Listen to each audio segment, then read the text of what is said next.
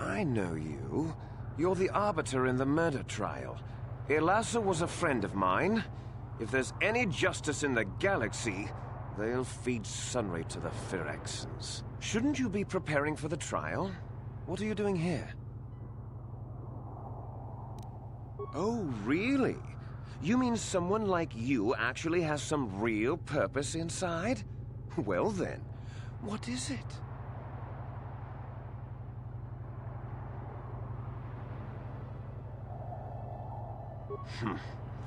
Yes, well, I suppose you really do have some business here.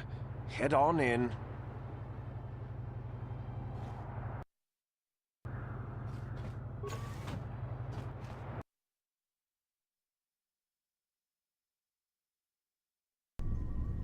You there. I don't recognize you. How did you get in here?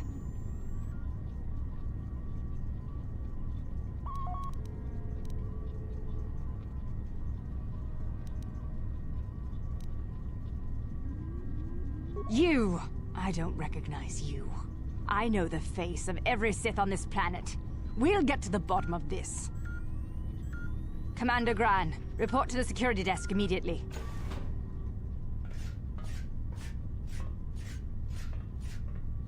You authorized this person to enter. I don't know them, and their identification doesn't match up. They're spies. What? Sound the alarm! Droids, destroy them!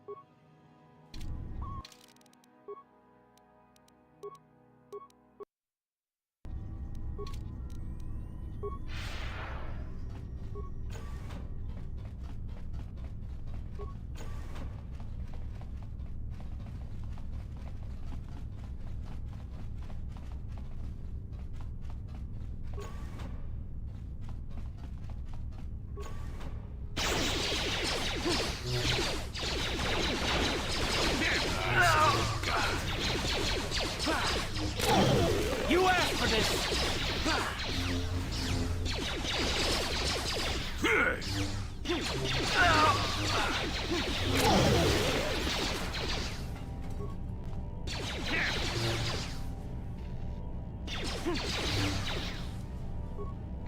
How'd you like that?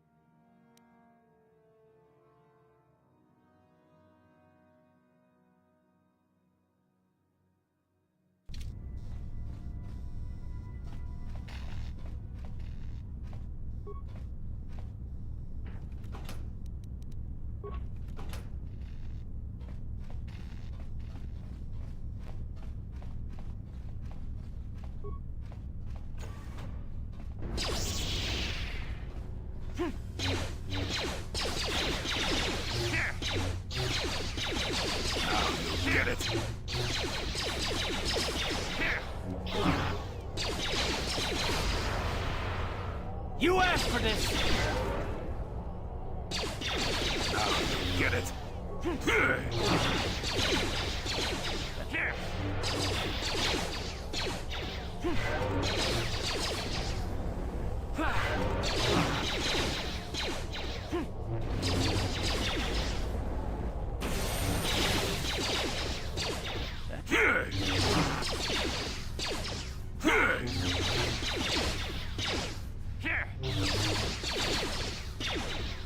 Down you go!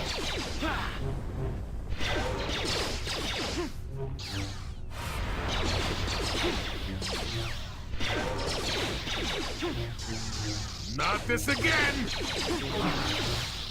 You asked for this!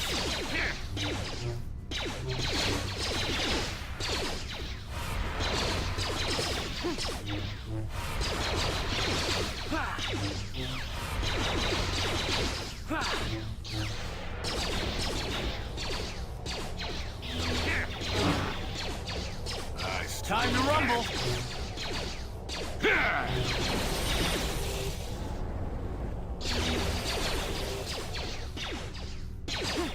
I still got it.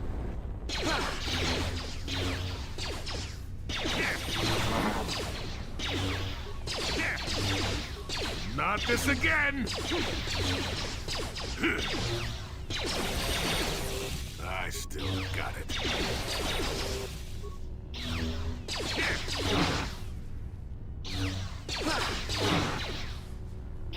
You asked for this!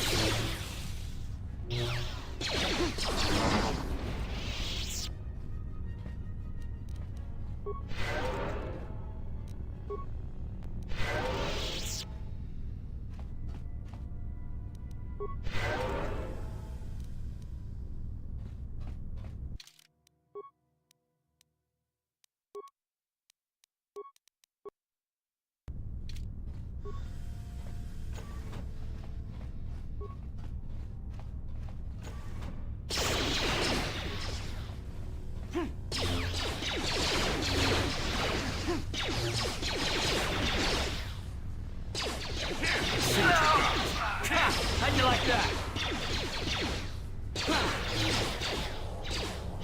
You asked for this!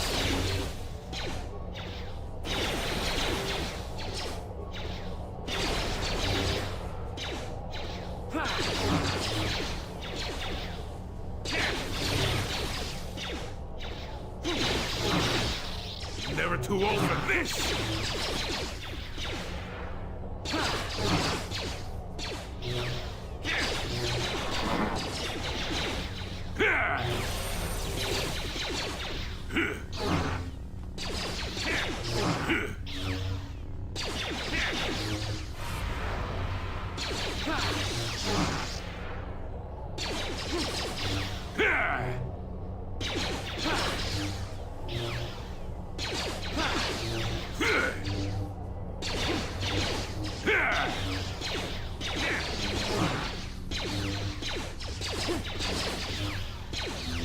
Time to rumble! I still got it. You asked for this! Now you get it. How'd you like that? I still got it. Let's see what you got.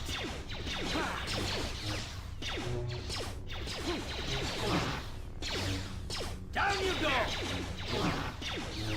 Time to rumble! Yes. How'd you like that?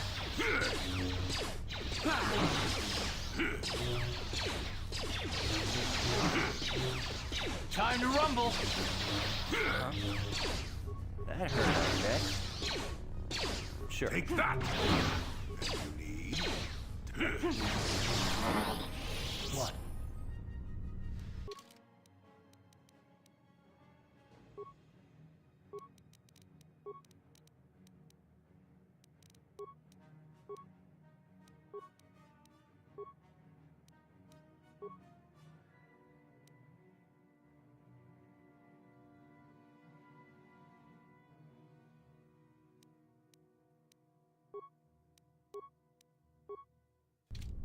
Yes?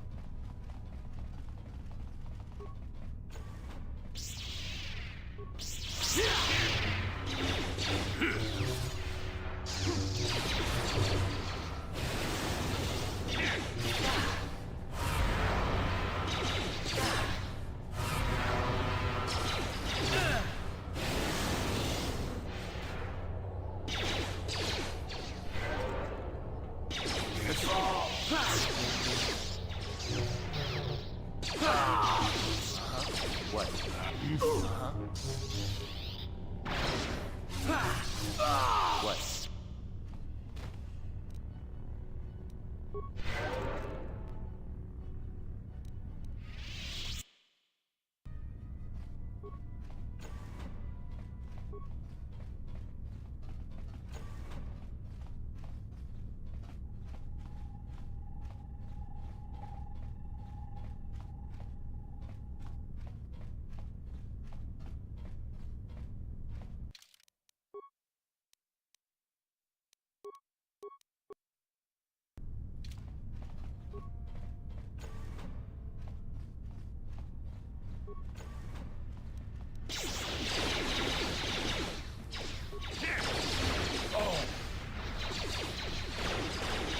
Down you go!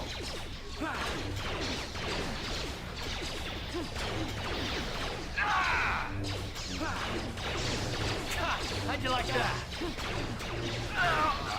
Get it.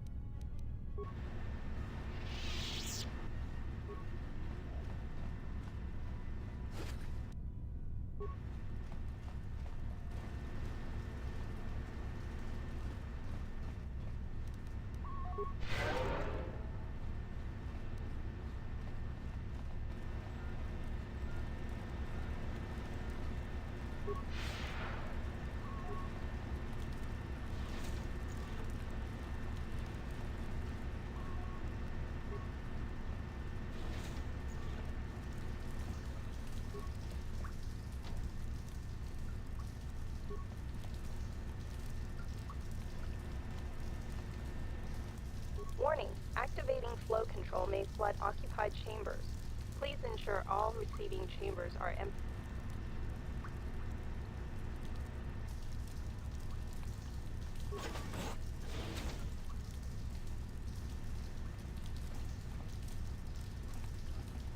Got something up. Oh.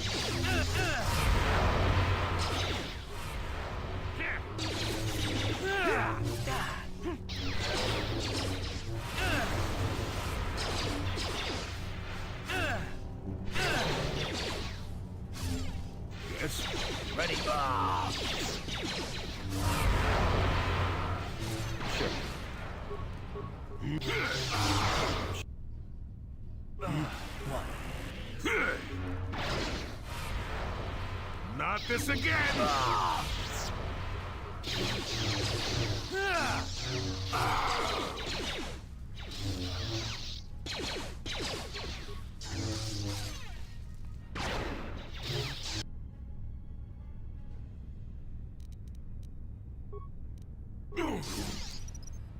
Damn!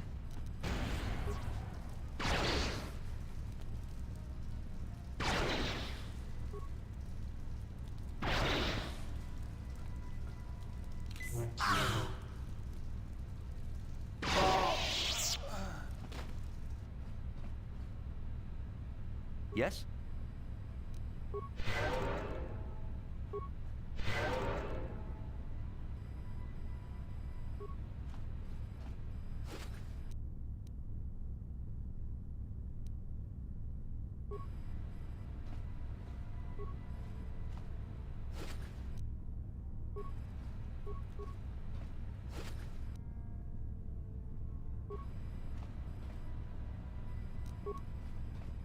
No problem.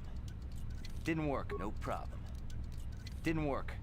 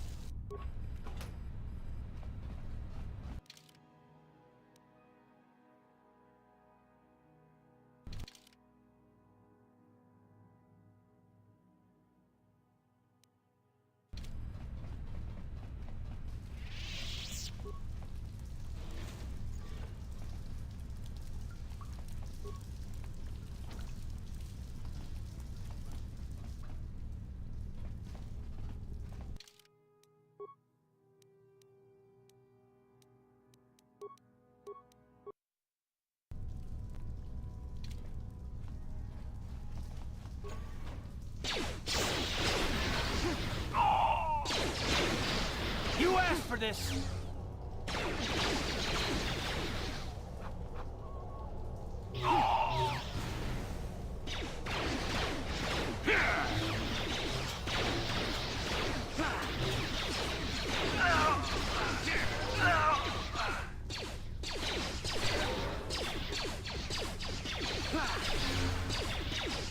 You asked for this!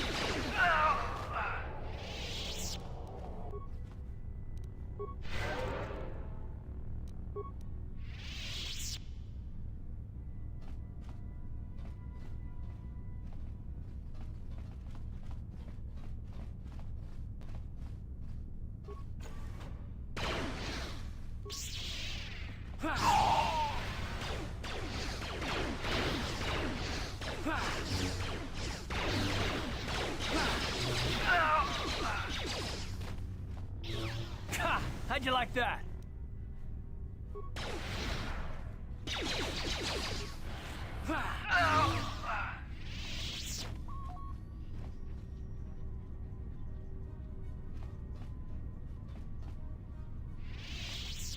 And you need? Ready? Yes?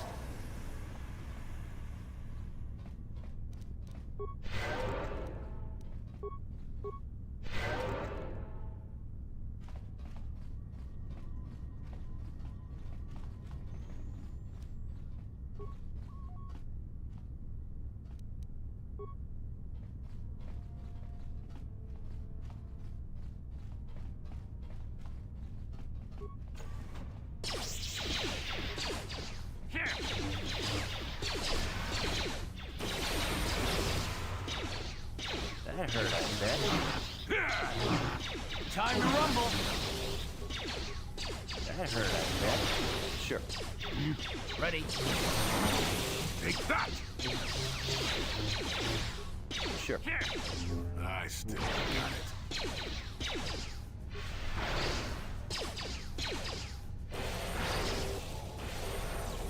I still got it.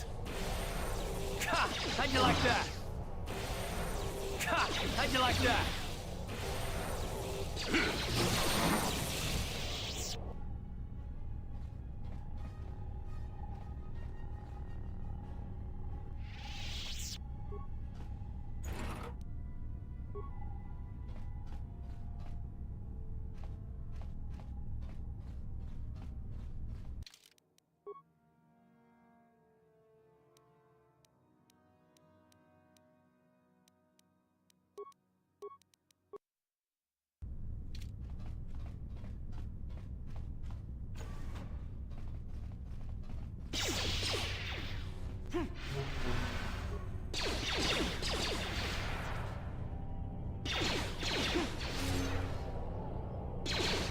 Let's see what you got.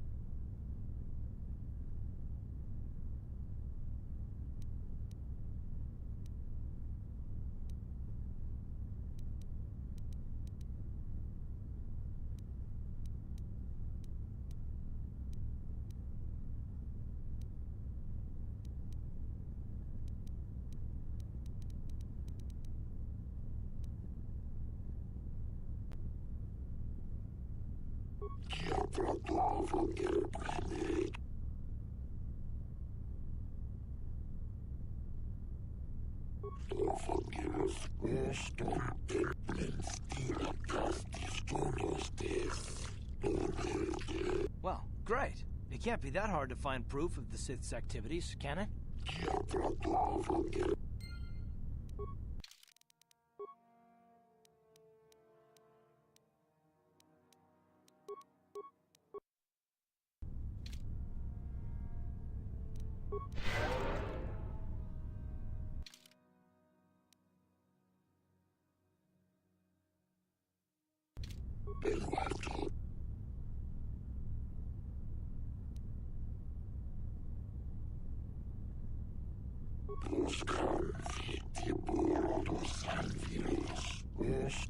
Oh, is this how you win an argument? I would have thought it easier to prove the evil of the dark side than that.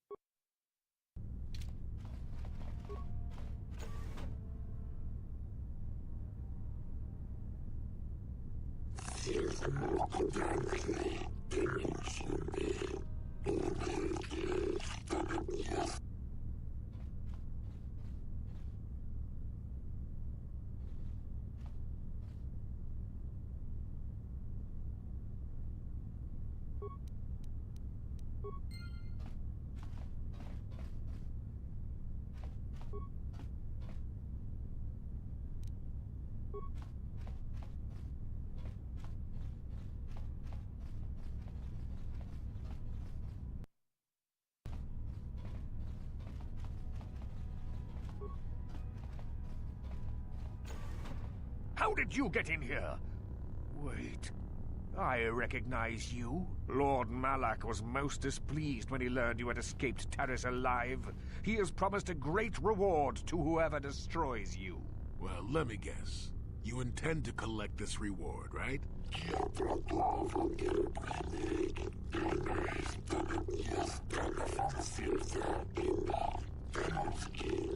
See? What did I tell you? As you wish, my eager apprentices. We shall remove this thorn from Malak's side once and for all.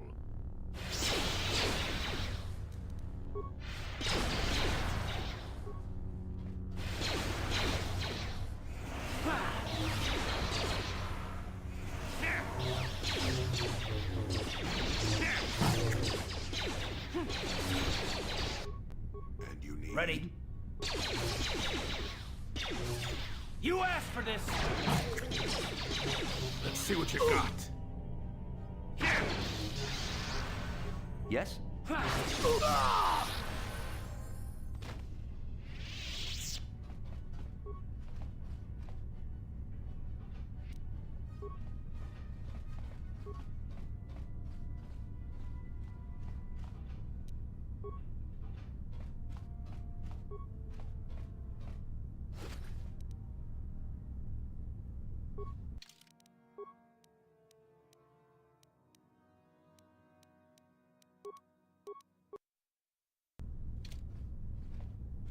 Yes?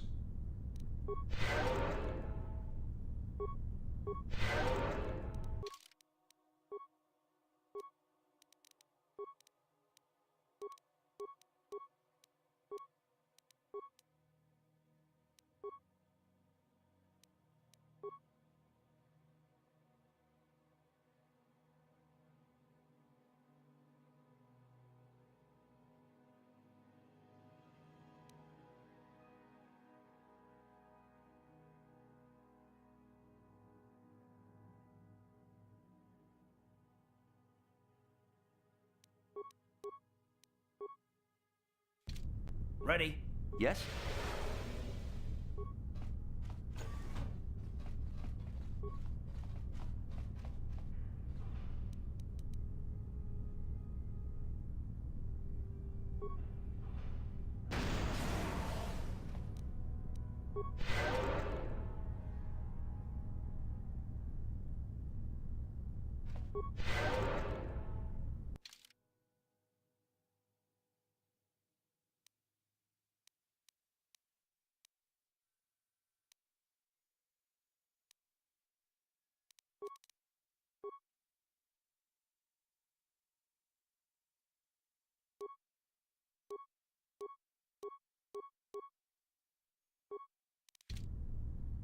And you need... Uh-huh.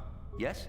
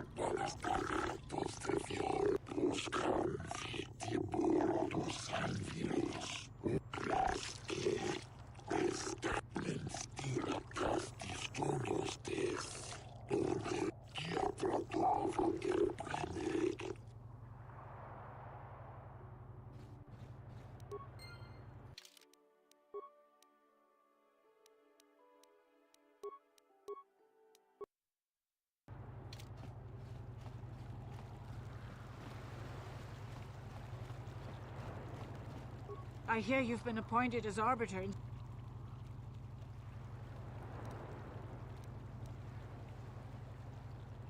Lies!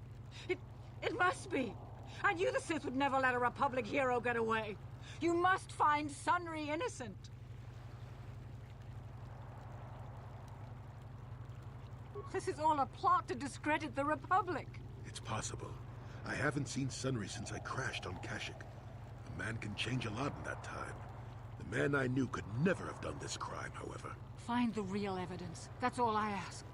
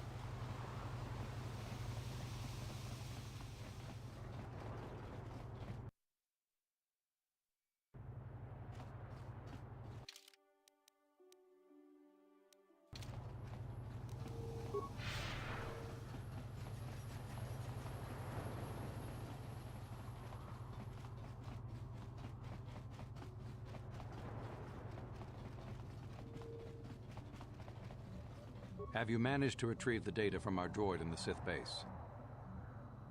Excellent.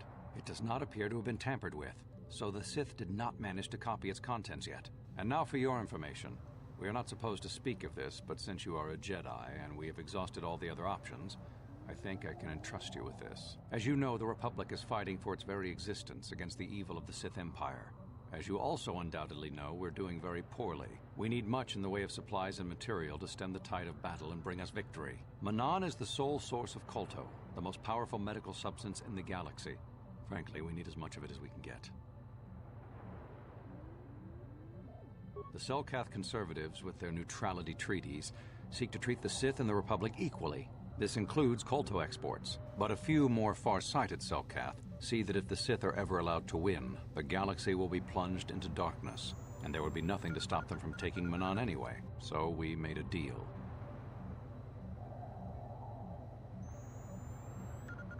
We recently began construction of a secret underground facility to harvest Kolto directly at its source. We also hope to one day be able to synthesize it effectively. Current techniques are insufficient for the task, so we must mine it for now. The amount we take would hardly be noticed, since most is lost naturally before it reaches the surface anyway. We were nearing completion of the base when the digging teams reported some sort of obstruction. An ancient building or artifact, possibly your star map. Transmissions from the base were cut off abruptly after that, and we haven't heard from the station since. As you may have noticed, we're hiring a lot of mercenaries around here. Ostensibly, they're to be shipped off-world to aid in our fight against the Sith, but they're really for another purpose. When we lost contact with the station in the Rackard Rift, we sent our contingent of Republic soldiers down to investigate. None returned. We've tried hiring mercenaries and sending them down as well, but none of those expeditions have returned either. The reason we really sent that droid underwater, and the reason we needed its data back so badly, was to find out what happened to the Rackard Rift station. But now that we have the data back, our operation is in no danger of exposure to the Sith. And now I must live up to my end of the bargain. I took the liberty of having a submarine prepared for your departure. Merely use this card to get past the door behind our Kolto packing room and enter the sub therein. It has been programmed to take you down to the station, and also to take you back up should you need something. I would send soldiers to assist you, but we've lost many of ours, and nearly exhausted the mercenary population of this planet. The soldiers we have are barely enough to keep this base secure. The Sith have also noted our interest and begun to bribe mercenaries away from us. Please, find out what happened to the facility. There may be some survivors left down there. Perhaps even the head scientist, Kono Nolan. Good luck in your efforts.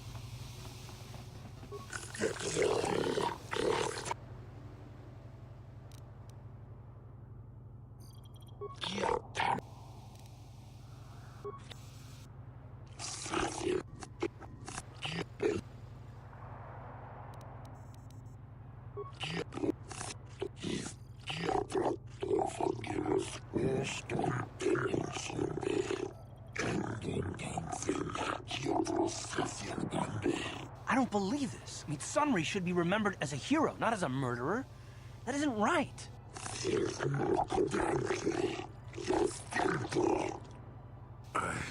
I'm sorry, Sunry. And Alora, there's nothing more we can do. Oh, Sunry, no!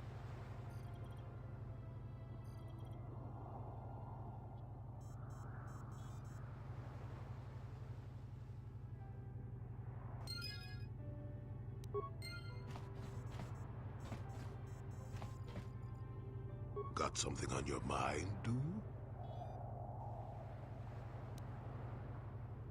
What? You think because I'm a hermit, I've always been a hermit? Just because I haven't seen Sunry for 20 years doesn't mean he's not a friend. A man could have changed a lot in that span of time, though. But to become a murderer, I can't see it. That's not the Sunry I know. He was a good man. Put me up in his home for a year back after I left the Order. War hero, too.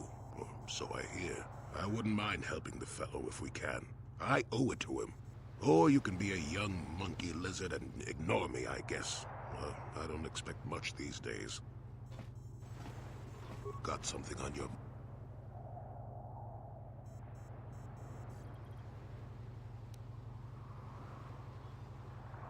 You did what was necessary. Sunry was guilty, as sad as that fact makes me. Justice had to be done. Doesn't matter that his victim was a Sith or that he was once a hero. I only wish that my old friend hadn't done it. But that's the thing about wishes. They don't come true. And now Sunry's dead, which is a shame. He was a good man, you know, once. I don't want to talk about this anymore. My jaw aches. Got something on your mind, do you? Oh, that was not until many years later, to tell the truth. I spent quite some time wandering the galaxy.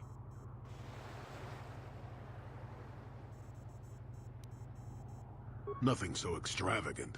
I merely traveled from place to place.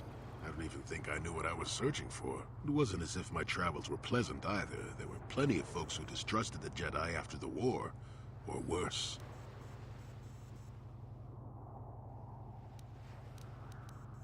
If people weren't treating me with suspicion, they were looking at me with greed. I don't know how many thought they could make use of me for their own ends. I got so sick of the treachery and deceit. I left the civilized parts of the galaxy and headed instead for the uncivilized parts.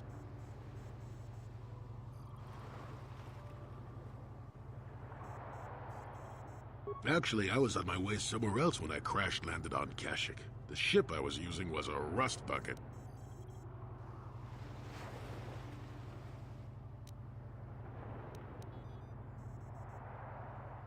I'd taken some damage passing through an unexpected asteroid field, as I recall, but I wasn't completely without some systems.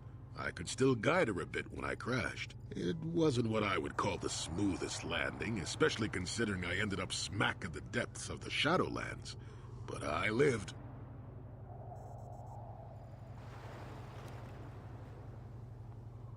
Sure, why not? It seemed like an interesting enough place to spend a couple of decades exploring.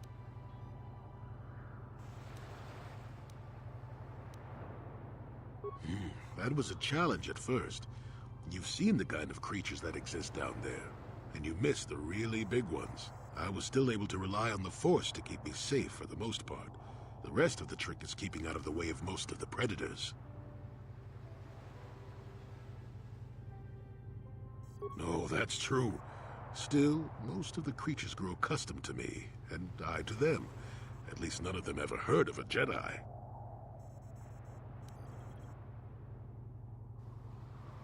Oh, they did at first, oh yes. I can't say I was overly pleased to encounter a group of indigenous giant carpets either, I can assure you of that.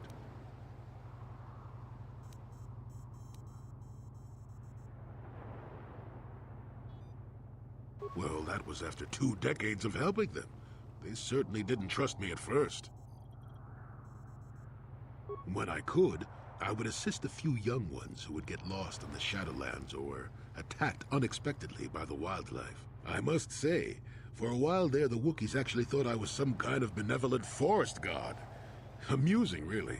I set them straight eventually.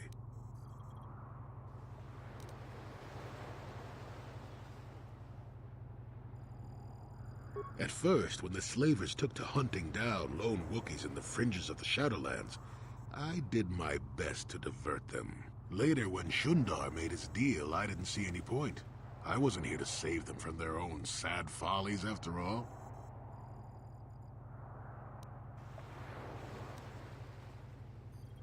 Nonsense. I had no idea that's what they were thinking for a long time. I just thought they were being friendly neighbors, leaving fruit and such for me. Later, when I started to understand some of their grunting, I realized they would say prayers to the Hairless One before descending into the forest. Hairless One. I used to have plenty of hair, I tell you. At any rate, it took a few bruises, but I set the record straight. I traveled to Rookwaro and met with the chieftain in front of everyone. Freyr swatted at me just to see if I was real or not. I was real, and while it was a light swat, Wookiees are terribly strong. I was knocked out cold for a day. The Wookiees all thought it was quite funny.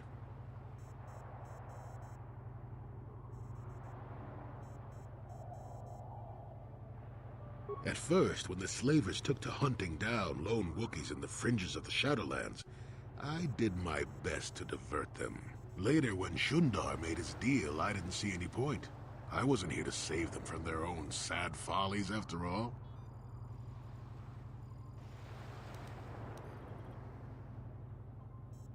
Not really.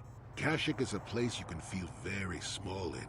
It felt good to devote my time to helping people and living simple.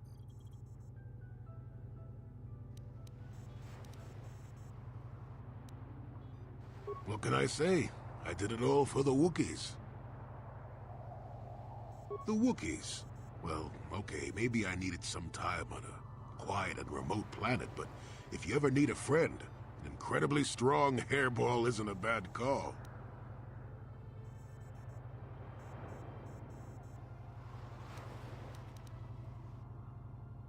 I suppose I am in a way, despite the smell. For a race of gardeners, they have developed quite interestingly. You remember the alien computer, correct? Kashyyyk was meant to be an agricultural planet.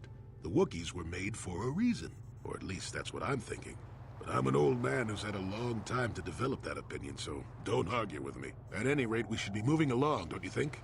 If you sat around this long in the Shadowlands, attack would eat you.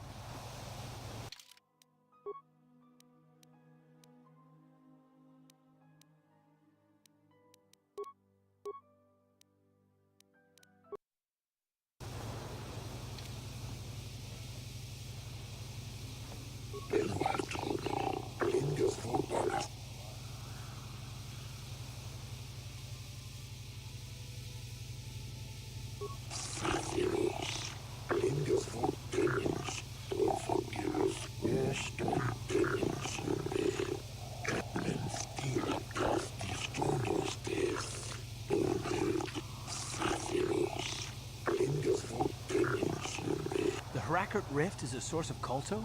Why would the Republic risk so much to send troops there? I don't get it.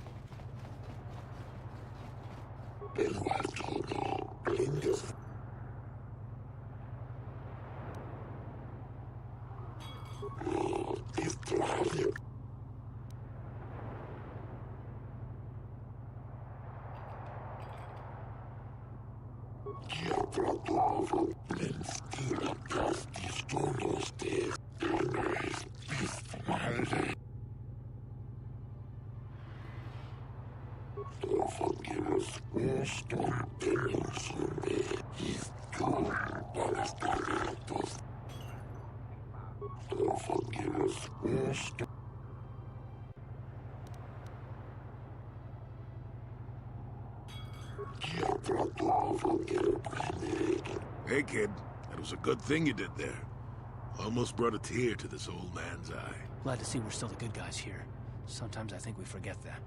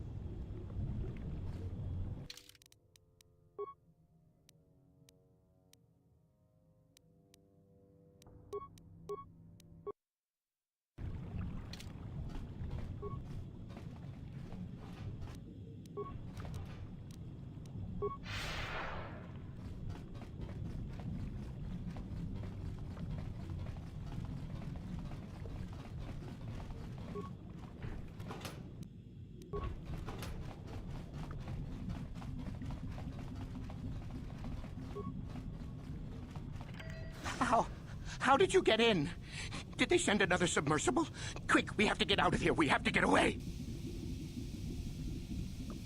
No! No, we have no time. We have to leave now. I managed to close the door after they killed everyone else, but I don't know how long it will hold. The cell Cath, they went crazy. They started killing anything that moved. Someone must have triggered the defense systems too, because all the droids activated as well. I was one of the mercs the Republic sent down here to find out what happened. We came down and secured the first couple of rooms. There were bodies everywhere. And the cell Cath came out, screaming and croaking their fishy little war cries.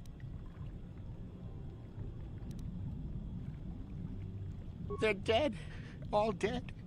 They swarmed out and over us. There was no way we could stop them, so we ran. But hardly any of us made it. I locked the door behind us, but the others had already left in the submersible. The sharks, the Ferox are out there, and worse. I heard an explosion shortly after the submersible left. They didn't make it. Just food for the sharks and the Selkath. Like us.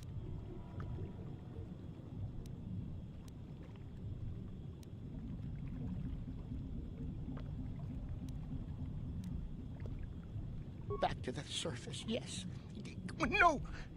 There's something out there. It got the other submersible already. Well, then how are we supposed to get you out of here? We can't leave until you do something.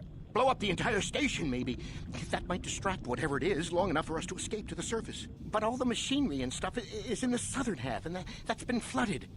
There might still be environmental suits around, but the Selkath might have laid their eggs in them. No! I locked the door so the Selkath won't get in. If you open it, we're all done for.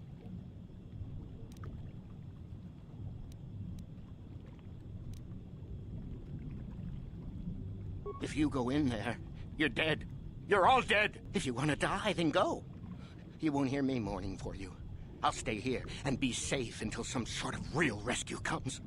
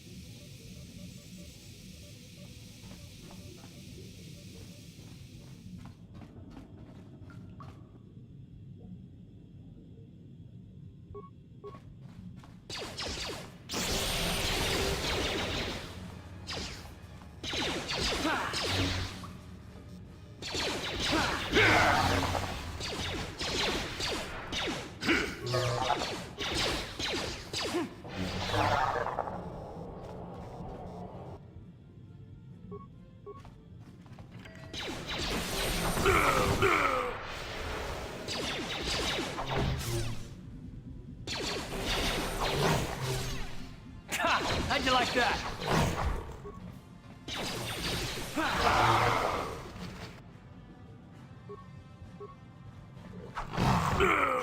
Down you go!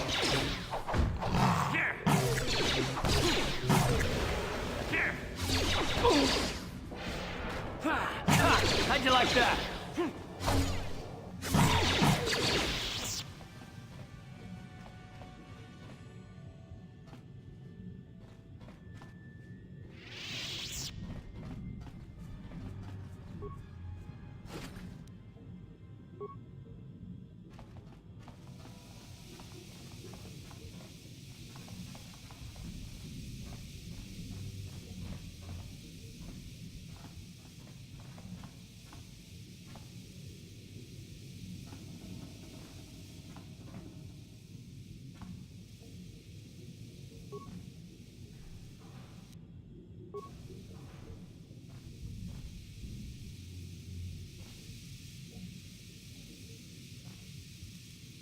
Uh-huh. Yes?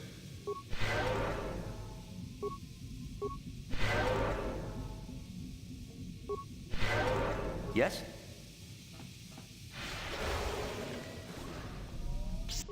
Now you'll get it.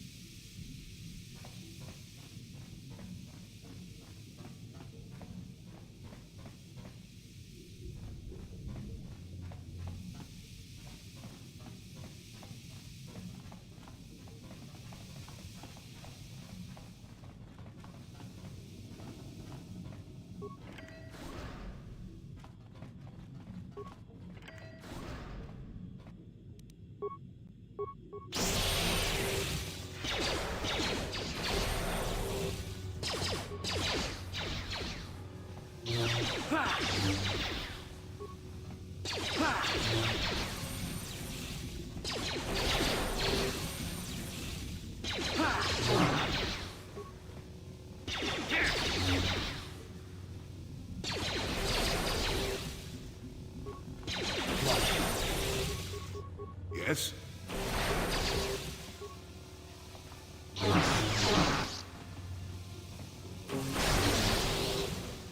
Down you go!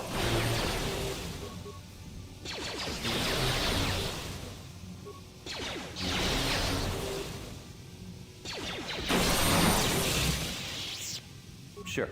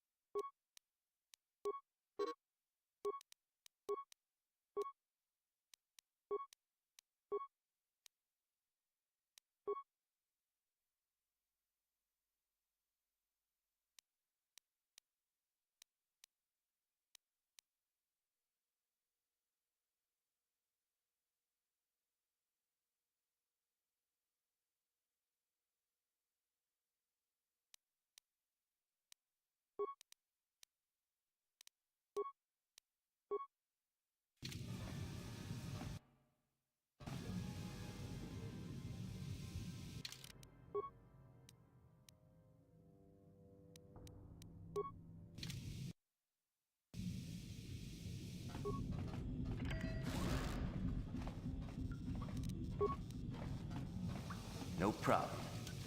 Got it.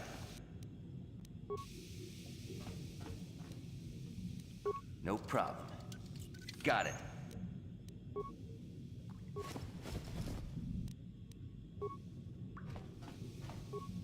Is somebody out there? Fishy, fishy, fishy. Come and eat me too. You can't get me, little fishy. Not in here. I'm safe behind my walls.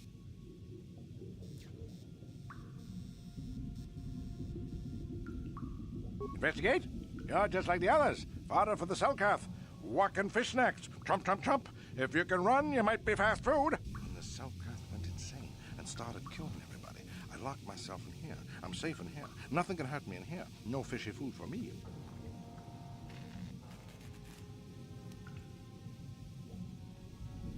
No, no, no, no, no. That's what the others said. Mercenaries like you, but they're dead. The Selkath ate them. Lunchy munchy. Only the ones left in the south part of the base might still be alive, where the Cathar is. Few fishies there, but many, many, many fishies in between the water.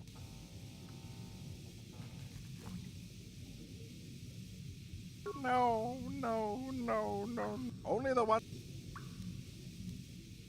No, only the. No, only. No, only. No, only. Oh, no, oh, no, oh, no, only. Oh, oh, oh, oh, oh, only. Oh, no, only.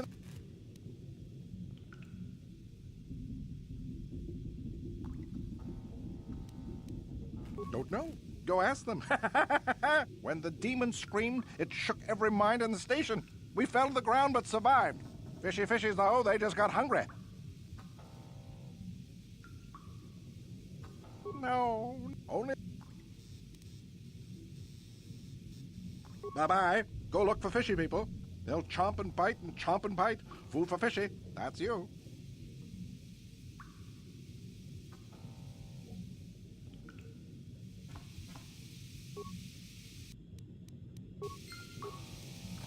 No problem. Got it.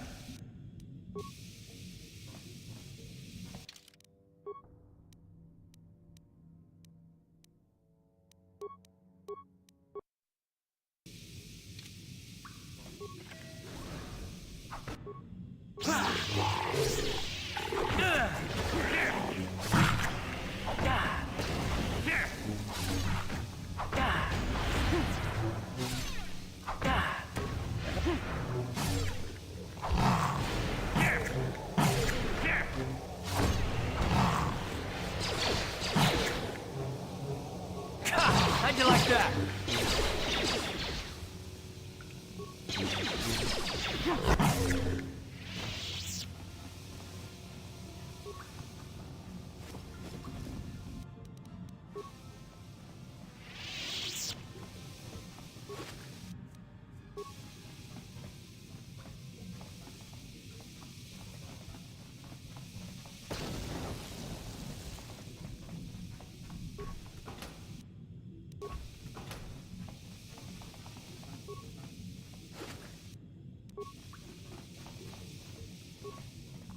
Is somebody out?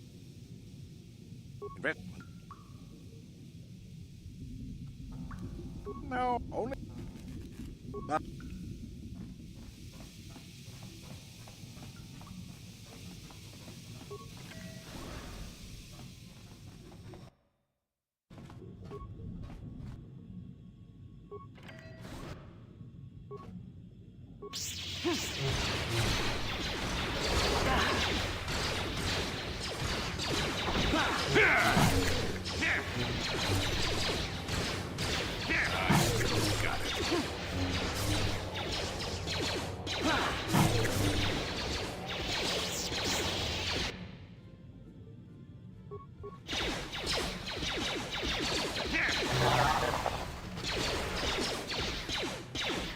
You asked for this!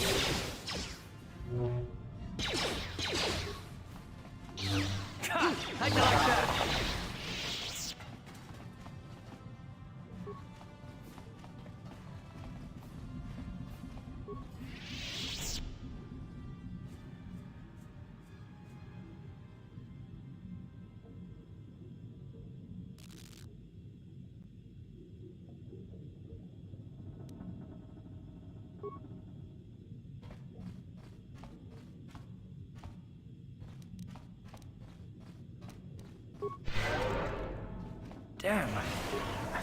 Sick. No problem. Didn't work.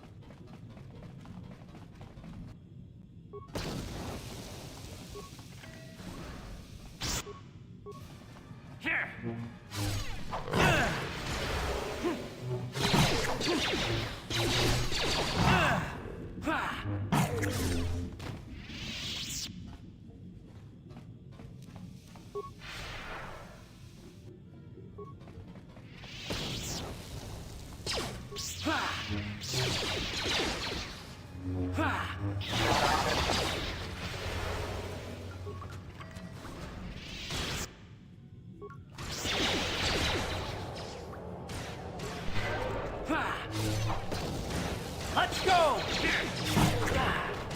Time to rumble. Take that! How'd you like that?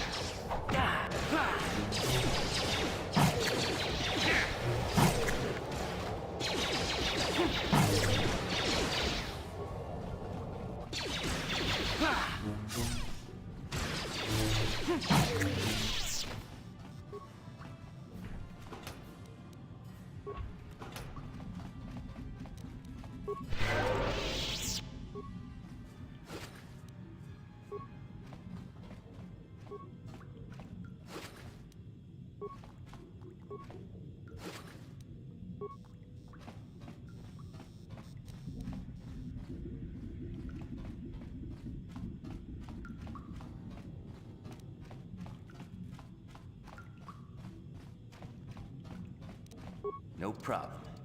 Didn't work.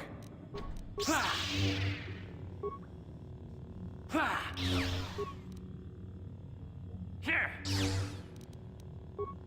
Here!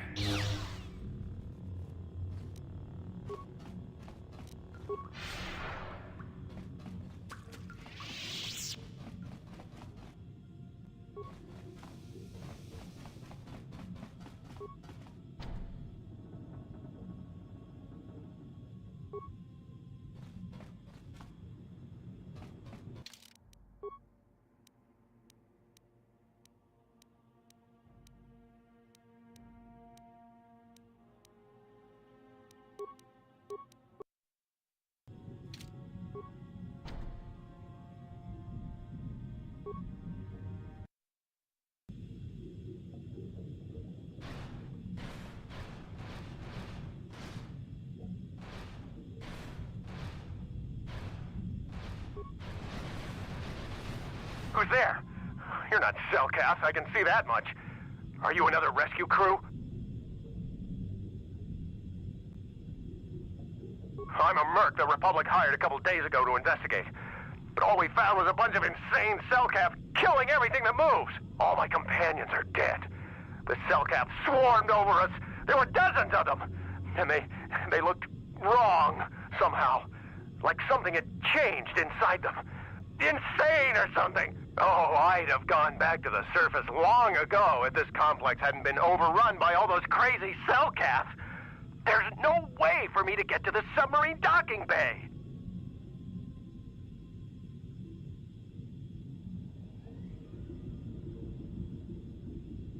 I discovered a way to get to the bay and seal off the rest of the base.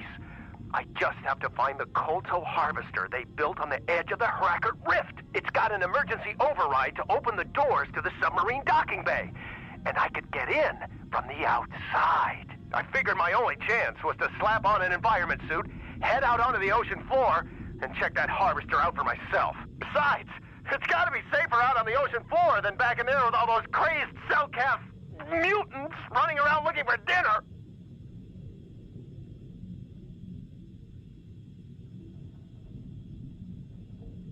I'm not spending another minute in this facility. Not with those psychotic fish people all over the place. I'm heading out to the ocean floor right now. It leads to another complex of buildings. Going through them is the only way to reach the Kolto harvester. We should probably stick together, but I won't wait around in here with the Cellcast. You can catch up with me if you want, Down the hall and through the doors on the right.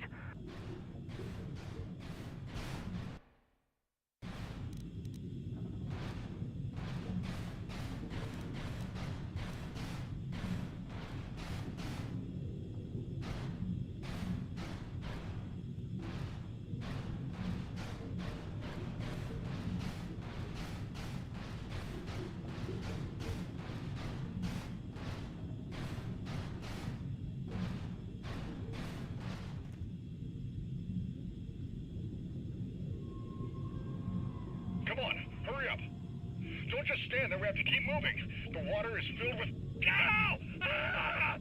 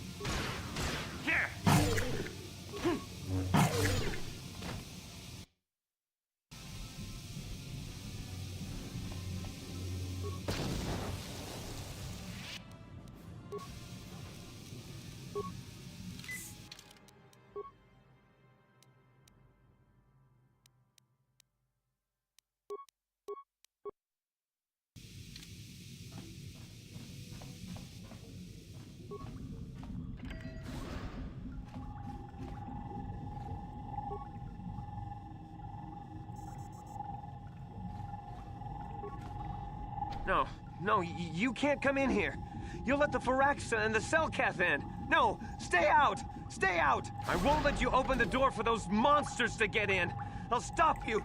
I'll suck all the pressure out of the chamber. That'll stop you. Kill them! Kill them now! 60 seconds to complete depressurization. 54 seconds to complete depressurization. 48.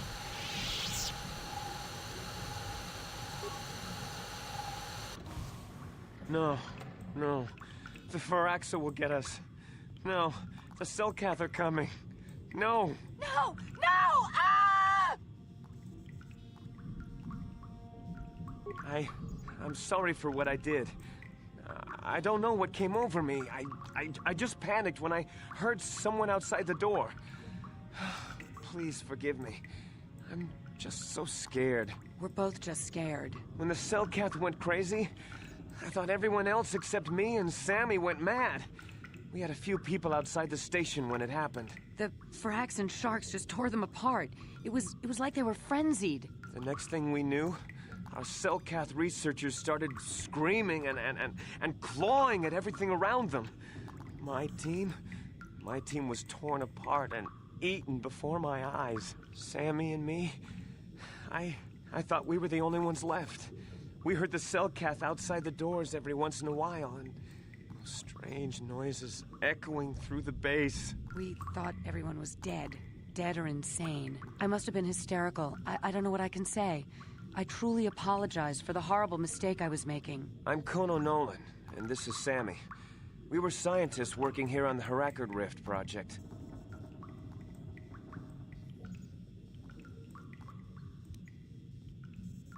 We had a secret agreement with the moderates in the Selkath government. They knew that Manan could not survive independently if the Sith were victorious. Those thugs would wipe out the whole damn planet just to get at the Kolto. So the Republic approached them about making this secret installation to harvest more Kolto, where the Sith couldn't see us. But all that went horribly, horribly wrong. We don't know. Not for sure. The work teams were outside in the rift, near the vent. Then there was this rumbling, and my head felt like it was splitting open. This monster rose up from the rift. It was a Firaxis shark, I think. Bigger than anything I'd ever seen before. Bigger than our submersibles. It was like it was screaming inside my head. Then all the Selkaths started screaming too. And they turned on us. It was like they couldn't control themselves. Like the sound that the monster was making in our heads drove them insane. Well, maybe it was protecting the ruins by the rift. It could have been. It might have a lair in the Harakert Rift near the Kolto vent. That might explain a few things too.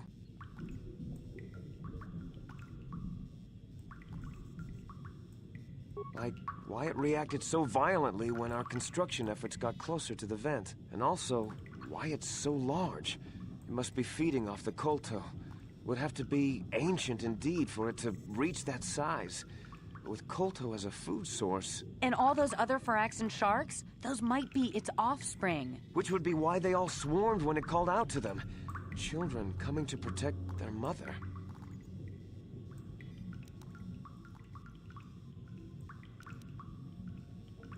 The Firaxan sharks have always been a serious problem. We had some blasters and projectile cannons to defend against them, but they still got some of our workers from time to time. We were working on a soluble chemical compound that would drive them away. Something that smelled or tasted repulsive to them, but we never got it working right. Oh, I think not. Even flawed like it is, it should be ideal for this situation. No, it's not working right. You don't know what it'll do.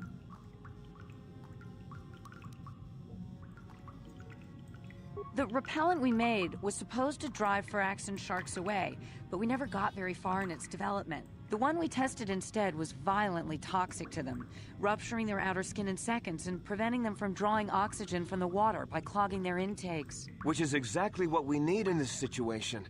Something to kill that monster shark that destroyed our station. But we don't know how else the chemical reacts. We only tried it in a controlled environment. In the open ocean, who knows what it could do?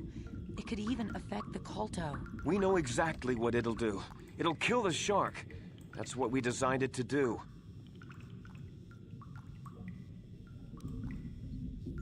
You don't need to do anything else. We have a canister of the toxin here right now. We were working on it before the giant Firaxan drove all the Selkath insane. All you need to do is insert it into the main Kolto harvester and have it vented. Get away as soon as you can. We don't know how much worse it'll affect the giant Firaxan shark. Well, the monster seems to have been driven out by the machinery we installed at the edge of the rift. We've seen it out there on the cameras, bashing itself against the machines. I think if you could destroy the machinery we installed, the shark would calm down and retreat back into its lair inside the rift. You can reprogram the harvesting machines to overpressure their self-oxidizing fuel so that the fuel tank canisters will rupture and the entire machine will destroy itself. The hydrolium gas we use is a gas at 1 to 3 million Sanguine, a liquid at about 4 million Sanguine, and a solid above that. When it's a liquid, it's very explosive. If you inject enough of the hydrolium gas into the tank, the pressure will be so great that it'll turn to liquid form and start a chain reaction inside the machine. But we'll lose everything we've built here. All those years of work! It's better than whatever your chemical will do to the water.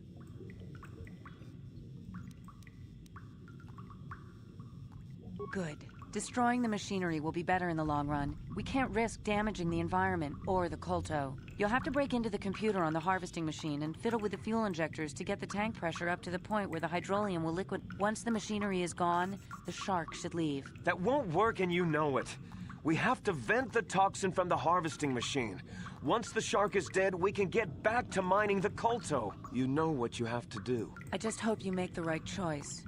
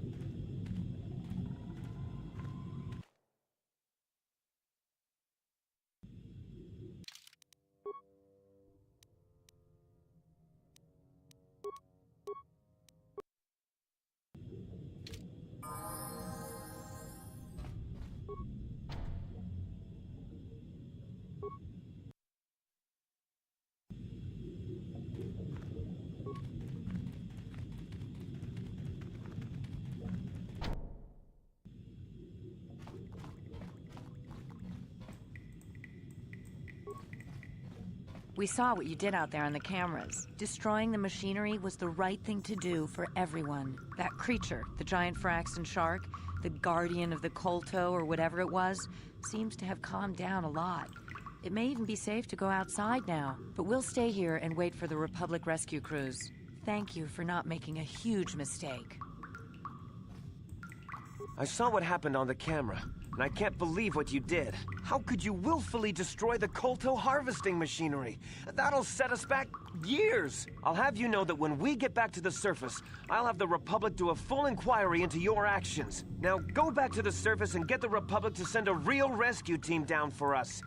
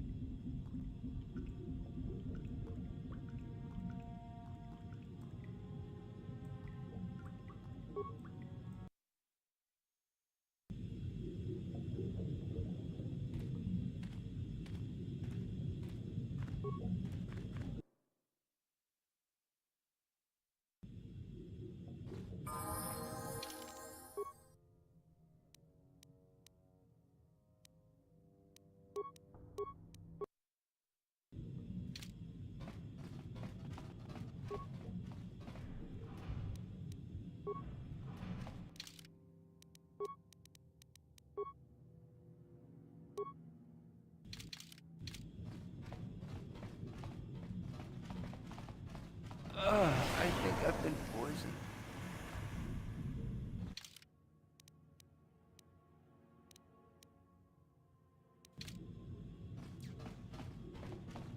Uh-huh.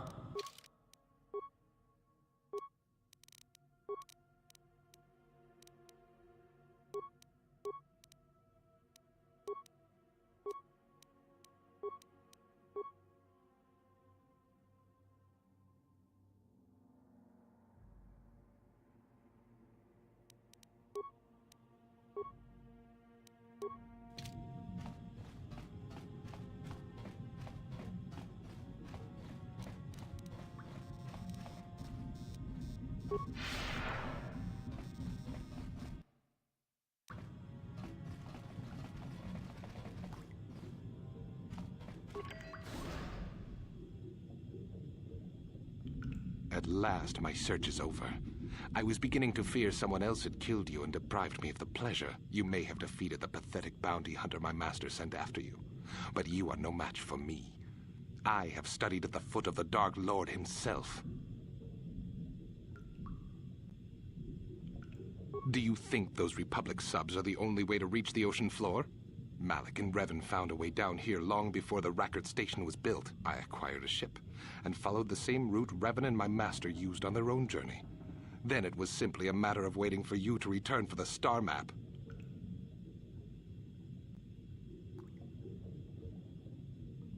Your words mean nothing to me, unless you wish to beg for your life. No? Then I shall try to make this both quick and painful.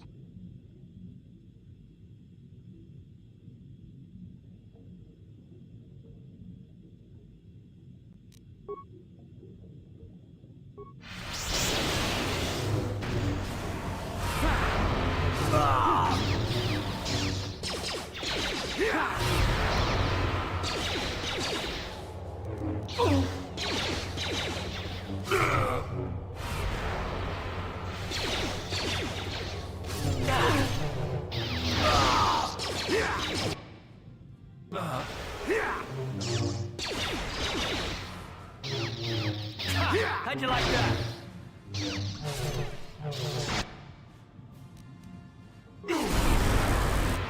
Time to rumble.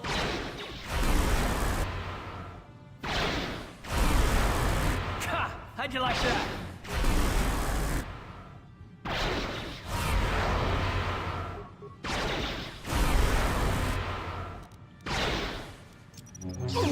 Damn.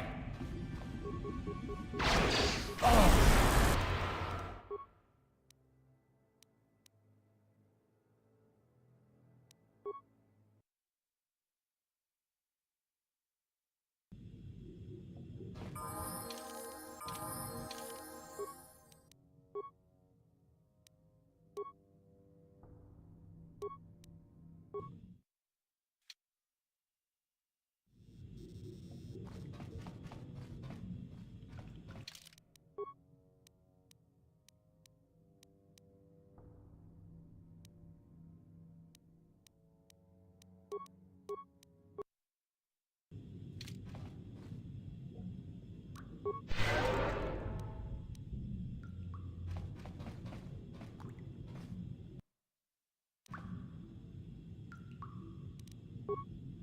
Yes? Uh-huh.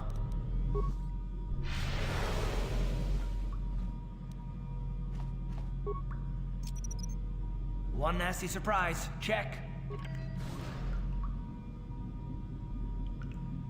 At last, you... You...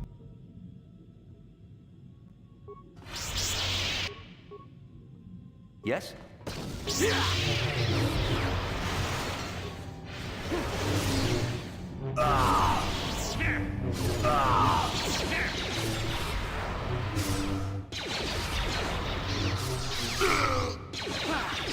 Yes? Ready? Yes?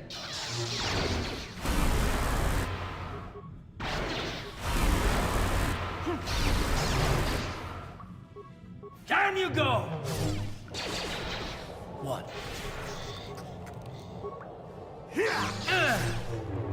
What?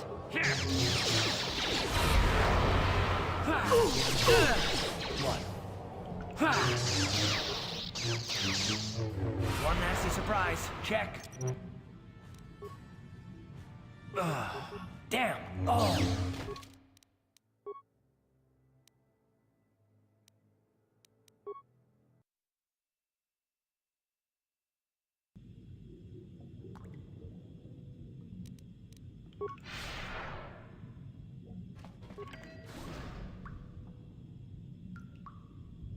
At last, you...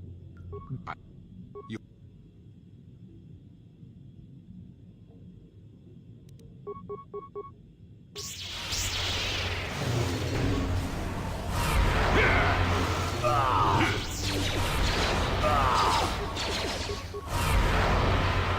Yes? What? Let's see what you got. Sure. Take that! Time to rumble. Uh-huh. Sure. Down you go! Ready? How'd you like that? Let's go!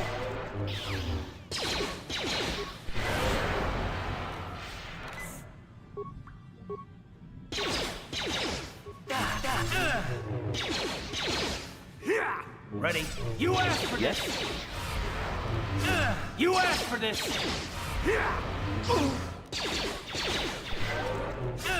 You asked for this!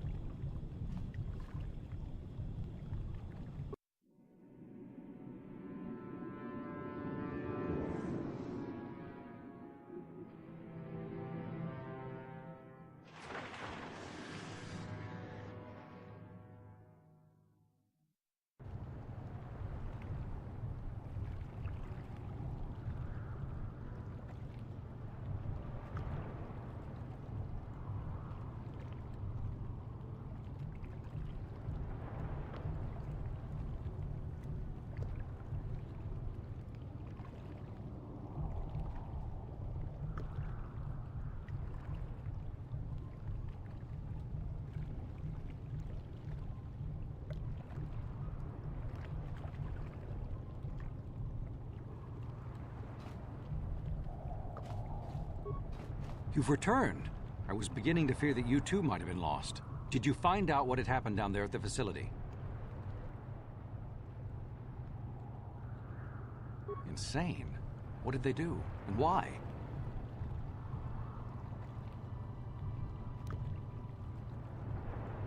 Something was down there? Living in the rift by the Kolto?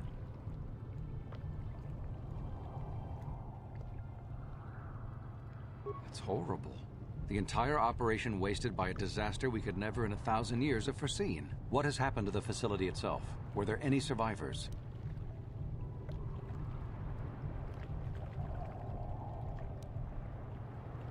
Well, that's good to know. Good to know indeed. But what has happened to the facility? Was it damaged? No, that is terrible. That will set our work back years. It may even cost us the war. While I am glad that you were able to solve our problems, the cost may have ended up being much too high. But you have done your job and helped us in our time of need. And for that, I thank you. Oh, and did you end up finding your star map? As you can see, by helping us, you helped yourself. Perhaps we can work together again in the future.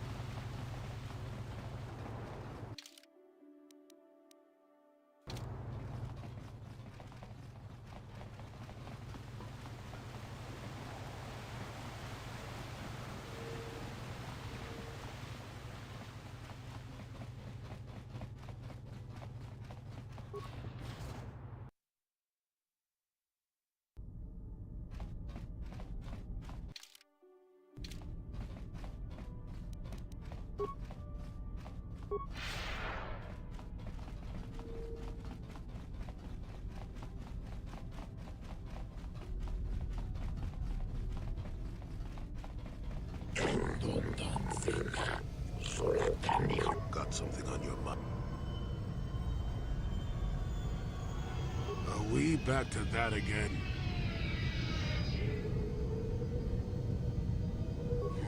What's the best way for me to approach this? Perhaps it's time for a little story.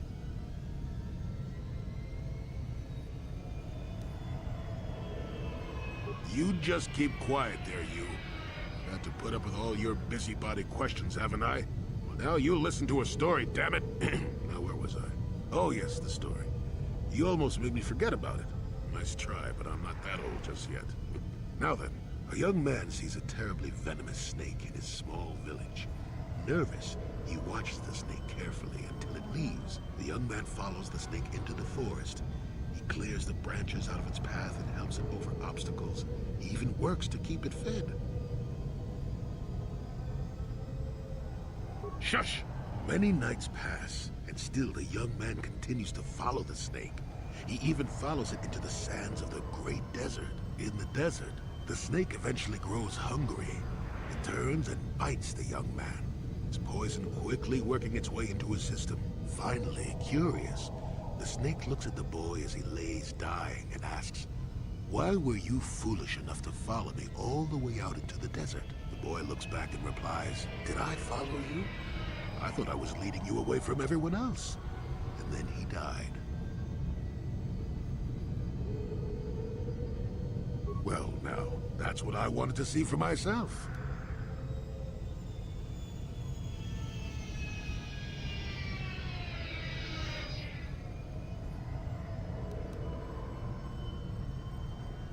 I've told you before that you have a destiny before you.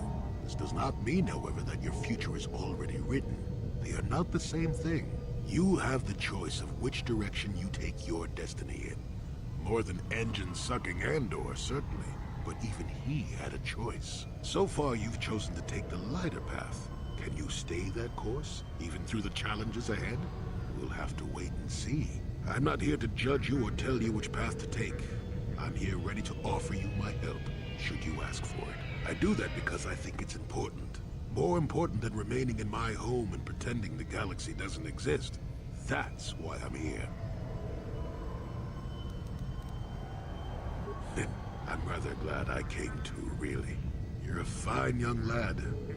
I hope things turn out well for you.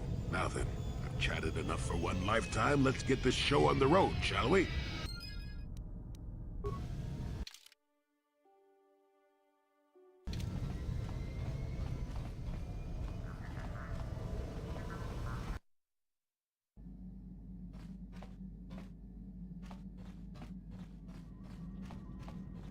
How may I be of assistance to you, Padawan?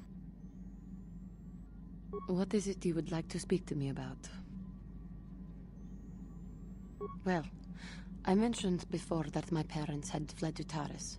Perhaps I can tell you about that. In the early days of the Mandalorian War, there had been fighting closer to the Outer Rim worlds. Cathar was there, yes. My people had a great reputation as warriors, and that appealed to the Mandalore version of honor. They sought to test themselves against us, I think. Test themselves by bombing our world, slaughtering my people while they slept or while they ran. They swooped down from space, across the world, firing at anything that moved. They used ships in space to destroy all orbital facilities and bombard the surface. We did resist, and in spite of their violent attack, we did stave them off for quite a while. But in the end, we were doomed.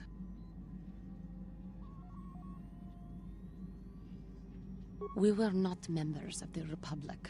Cathar was beyond the edge of the Republic, in the Outer Rim. And besides, they could not have known. Our interstellar communications were the first things the Mandalores hit. All other short-range communicators were jammed. We were on our own. We knew what was coming. We had fought the Mandalorians in the first war against Exar Kun and the Sith. We knew there would be no mercy for us. The most we could do was pack the few of our people who survived onto what few ships remained, and send them off into space as fast as they could. Most did not make it. My parents carried me as a baby with them, and were lucky enough to escape. They fled as far as they were able, and eventually settled on Taris. They could stand running no further, I think. But Taris was a horrible choice. Dominated by humans, intolerant of other species, it made everyday life unnecessarily hard.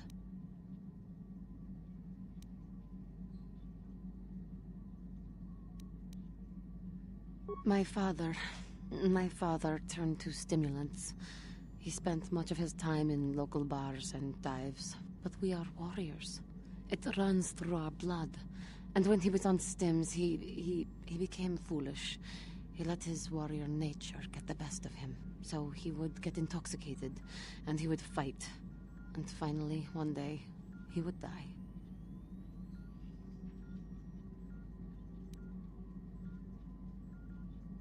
Killed by a man who provoked him into a fight and killed him like an animal. I am sorry. I cannot talk about this any longer right now.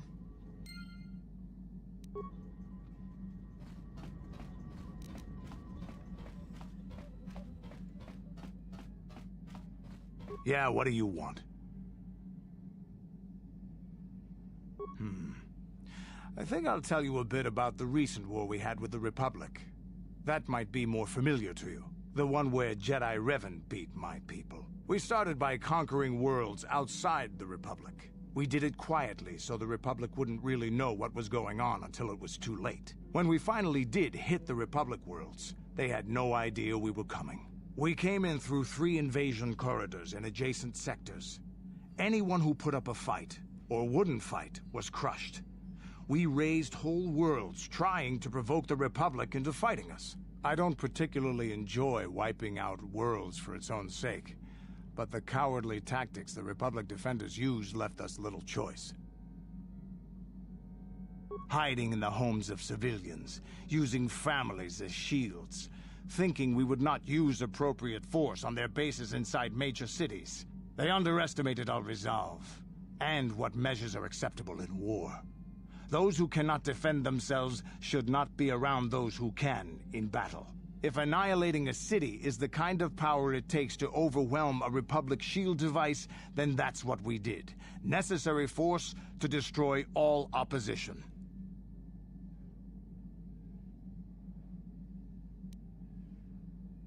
I have no time or patience for cowards. They deserve to be hunted down and exterminated like vermin. There was no honor in wiping them out like rats. But some of your forces did redeem the Republic in our eyes. Especially later. Later, when Revan had joined the war. But we'll get back to that. We've wasted too much time already. Is there something else you... Your choice?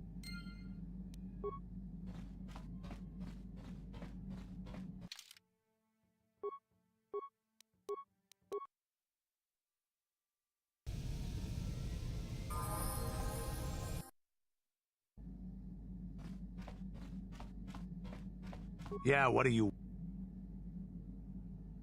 We fought against the Republic forces for some time, over the course of many battles. At the start, they were not much of a threat to speak of.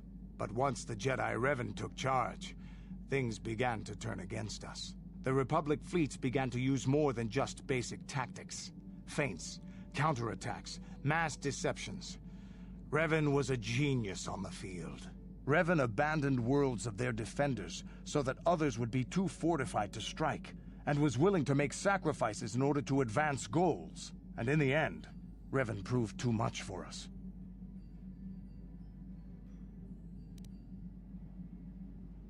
The Sith had gone, retreated into their empire. They sealed themselves off from the rest of the galaxy.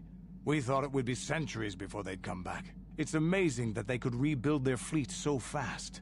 But at the time, it looked like the galaxy was in our grasp. I still remember that final battle in the skies above Malachor 5. The 2 fleets filling the space around it, outshining the stars.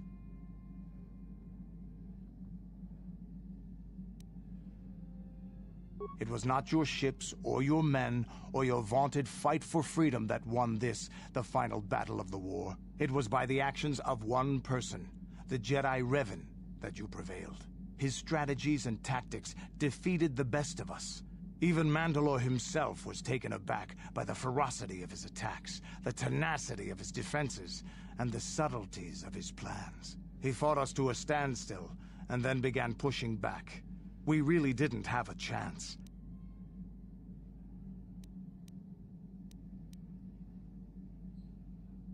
Ha! Don't be naive. The Republic is not invincible. This battle was the end of the war one way or another. It was what we had wanted all along, in a way. We wanted to fight the best, in a battle that would be remembered for centuries. And we did. And Revan won. I don't hold a grudge against Revan, and neither do any of my people. It was the greatest moment of my life to be in that battle. If Revan had been a Mandalorian, nothing in the galaxy would have stopped us. But wishing for the past to be different is useless. Better look to the future, as we should now. We'll talk more later, I think. Is there something else you want to know?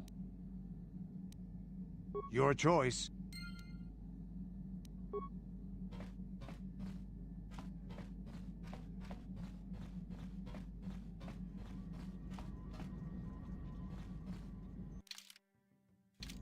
How may I be of assistance to you, Padawan?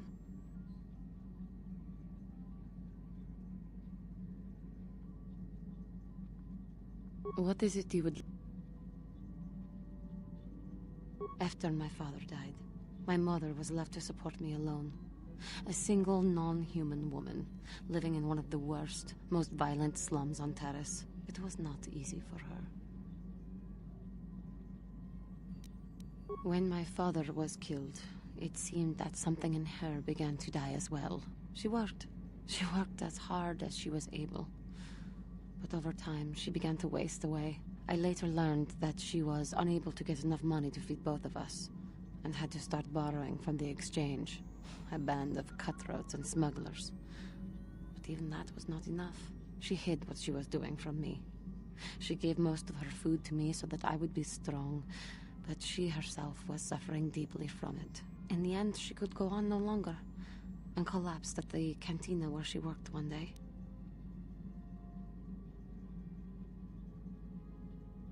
She never recovered. There was nothing really that I could do for her. She left me no money, and no doctor would see her without being paid first. I sat by her bed for days as she lay there dying. I never want that to happen to someone I care about ever again. But there was still the money she had borrowed. She had never paid it back and made no provisions for her death. You must understand. The exchange is brutal. They care nothing for the life of a sentient being. They are the major suppliers of slaves on Taris.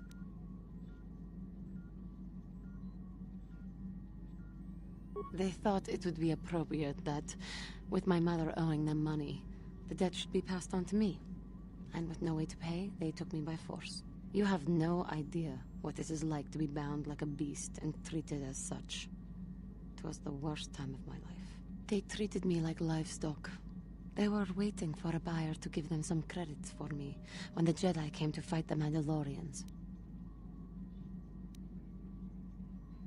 The Jedi could not abide by what they saw there, and drove the exchange from the face of the world, freeing those of us imprisoned there. But the Jedi soon left to fight their war, and I was left with a dream. I swore that I would become a Jedi. As soon as I had enough money to do it, I bought passage on a freighter headed for Dantooine, and we both know what has happened since then. I am grateful to you for having given me the opportunity to fulfill my dream, rather than become what I hated. Someday, I may make it up to you, but for now, let us keep on the task at hand.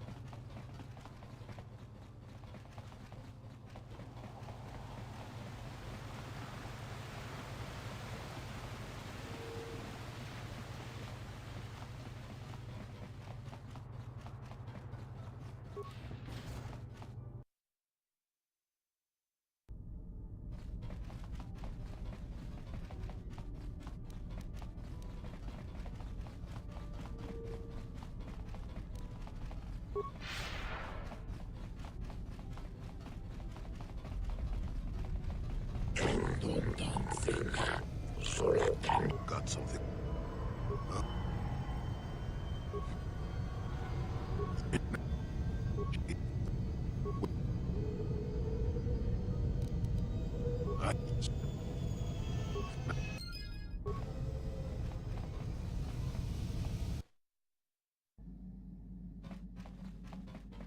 Yeah, what are you... I...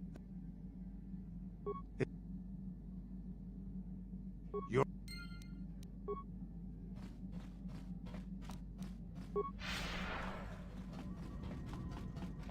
How may I be... What... In... What...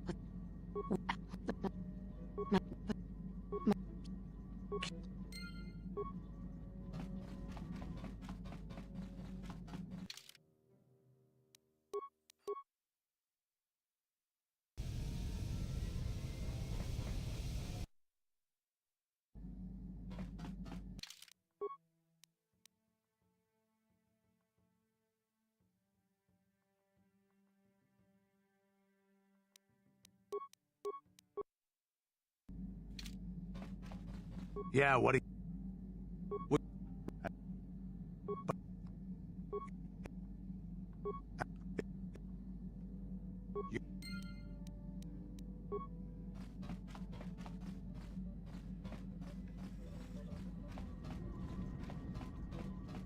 How may I...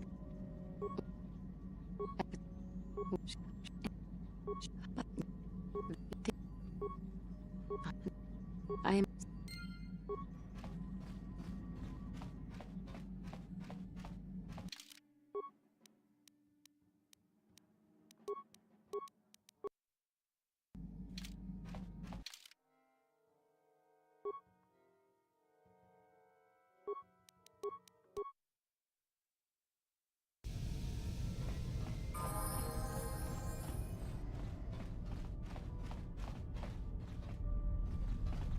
Yeah, what are you... You're... How may I be a... What... I have been doing well, I suppose. Do not mistake me. It is just that, even though we have traveled together for a while, it seems I know next to nothing about you personally. We have been traveling together since Dantooine, but I know nothing of you before that. Would you humor me and tell me a little bit about yourself?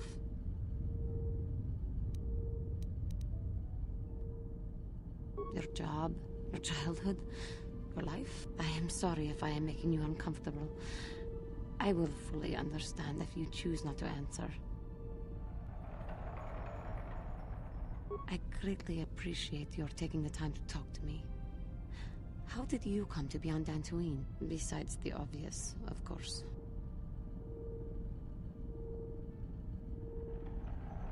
Terrace. It always seems to come back to Terrace for me. I am sorry. I get distracted. What did you do before that?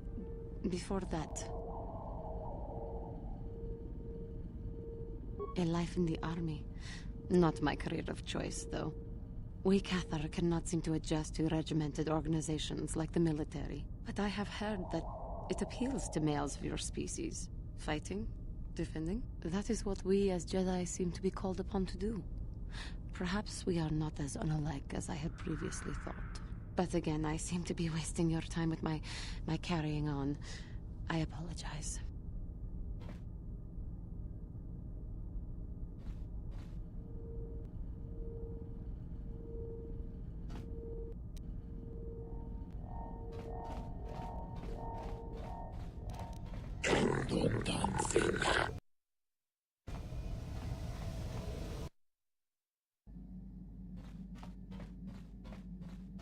Yeah, what are you... You're...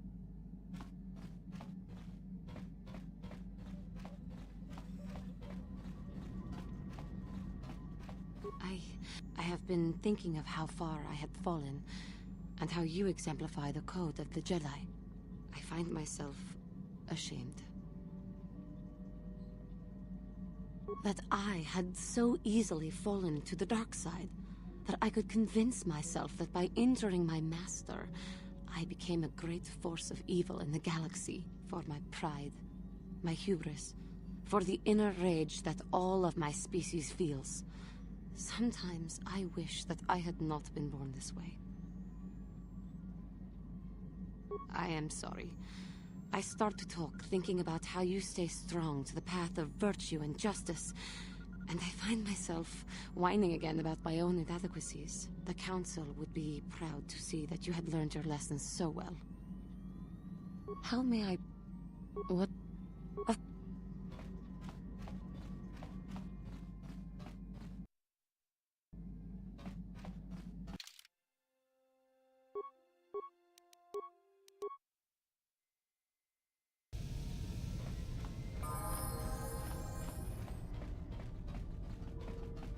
Yes?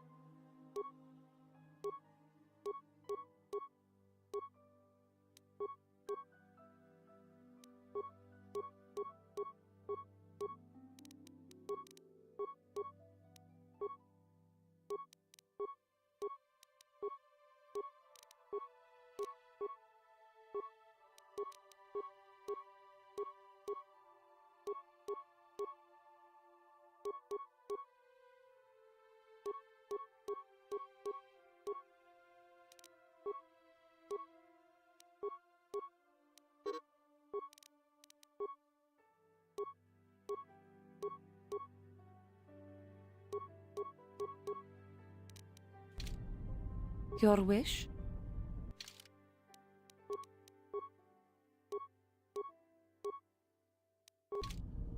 Yes?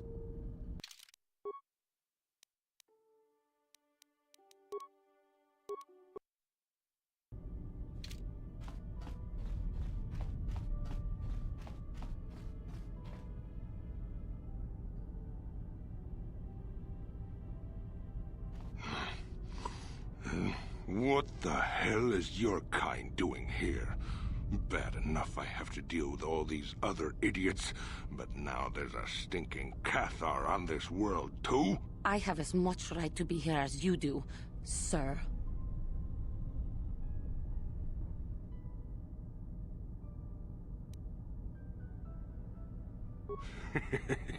Yeah, do like the Jedi tells you and back off. Your people are pathetic. It's no wonder we crushed your world so easily. What? What do you know about my world? I know enough that... Hey, wait a minute. You look familiar somehow. What? You? This doesn't concern you, Jedi trash. Now where could I have... No, he's dead, and she likely is too. What are you talking about? Maybe I was wrong. Still, I think a specimen like you would be a nice addition to my collection. So, what would it take, Jedi, for you to sell your pet here to me?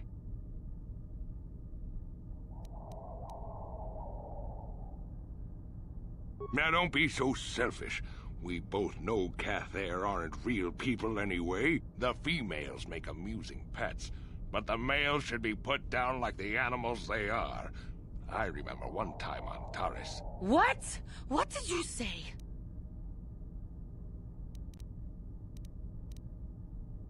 What did you do on Taris, you scum? Put one of you down like the animals you are.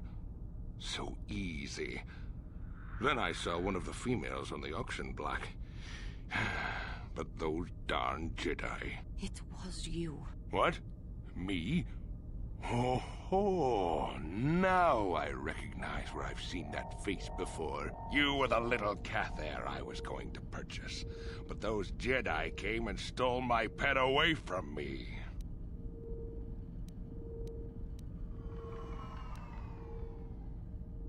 When I was fighting with the Mandalorians against the Cathar, I developed an appreciation for these creatures. They make excellent servants if properly trained. You Jedi act all prim and proper, but inside you must feel the same way I do about the lesser, non-human species. The Sith at least let their feelings show on the outside. You... my homeworld. Come now. Will you let your pet go? I'm sure we can come up with a price we both think is fair.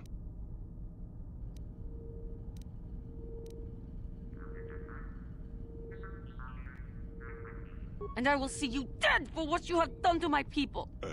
Hold on a second. Don't be hasty. I will remain calm. I am a Jedi now. My lust for vengeance must be curbed. Yes, yes! Say no to the dark side, but I will have you yet. Ha!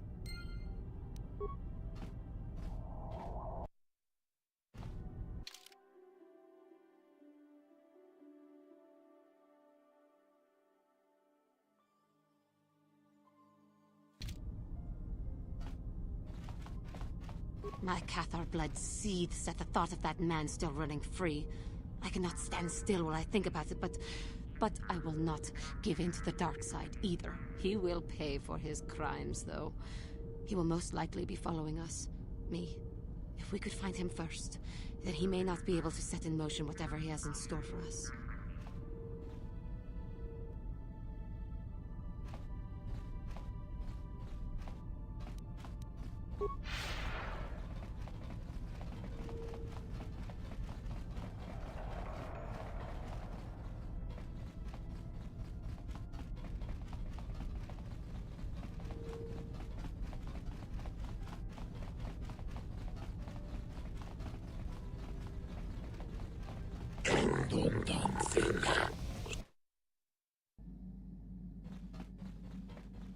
Yeah, what do you want?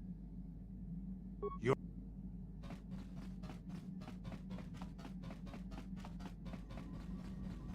My Cathar, he will pay for his crimes, though. He will most likely be following us. Me. If we could find him first, then he may not be able to set in motion whatever he has in store for us.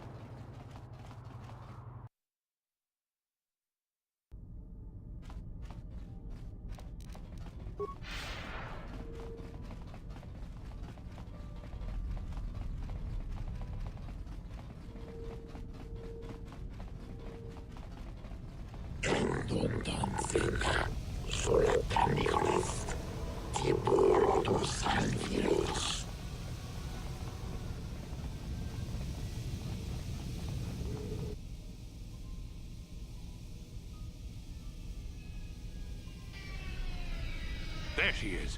Get her, men. But remember, don't kill her.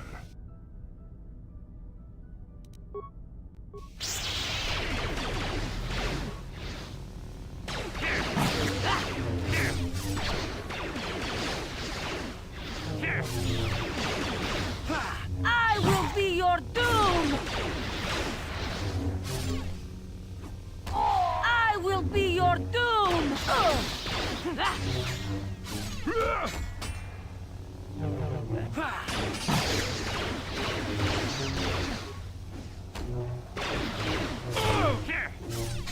For the Republic!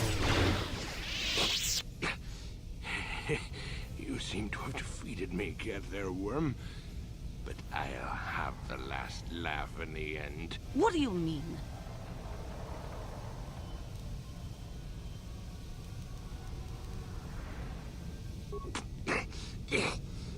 You may have killed me today, but I had the pleasure of killing off your species. Not everyone who fought alongside the Mandalorians did it for their stupid concept of honor.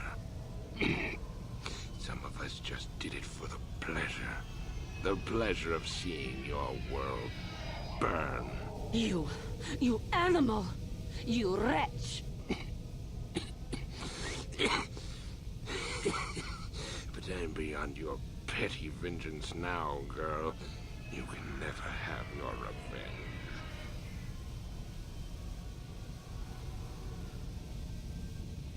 I will not give him the satisfaction of seeing me give in to the dark side. Worm, I killed your people on Cathar in the sky. On the ground.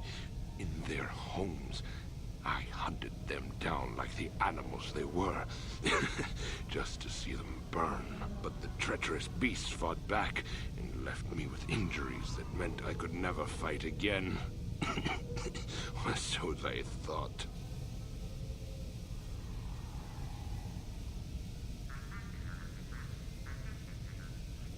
No, I will not give it to him. I ended up in the lower city of Taris, and what did I find? A few of those stinking beasts living there. The male was easy enough to best, but the females proved elusive. I didn't know what happened to them after I killed the male. Until I saw this cursed woman on the auction block. But then the Jedi came and ruined everything before I could have my revenge. You killed my father. You killed my people. You treat us like animals. You deserve to die.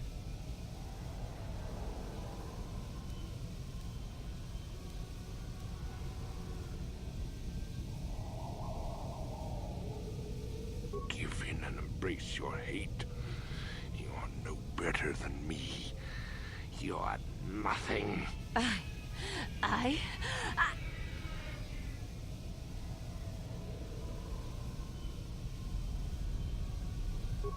Help me, please. Do not let me give in to my anger again.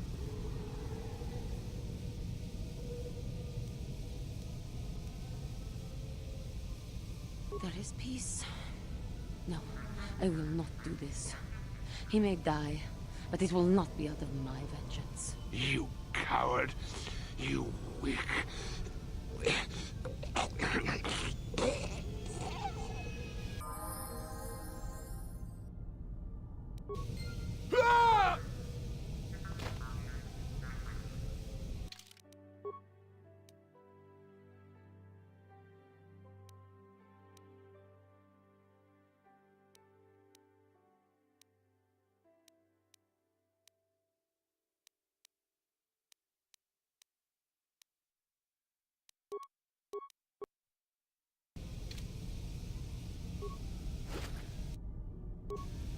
That man was a beast! A monster! I am glad that the galaxy is now rid of him so he may not harm others again. I do regret, though, that he did not die by my hand. I know, but must I always fear the lure of the dark side? It was for the best. I am glad that you stood by my side during this. We should continue our journeys now. No reason for staying here for this.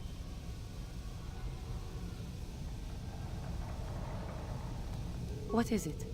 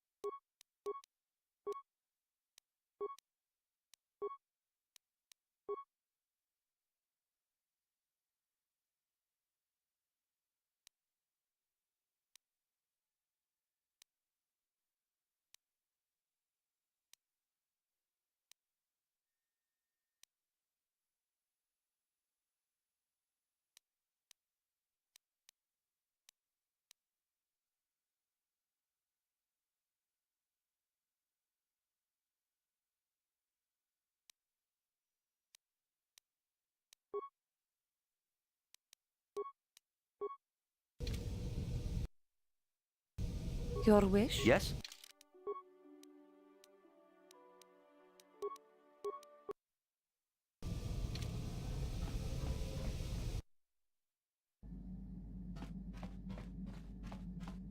Yeah, what do you want? Your...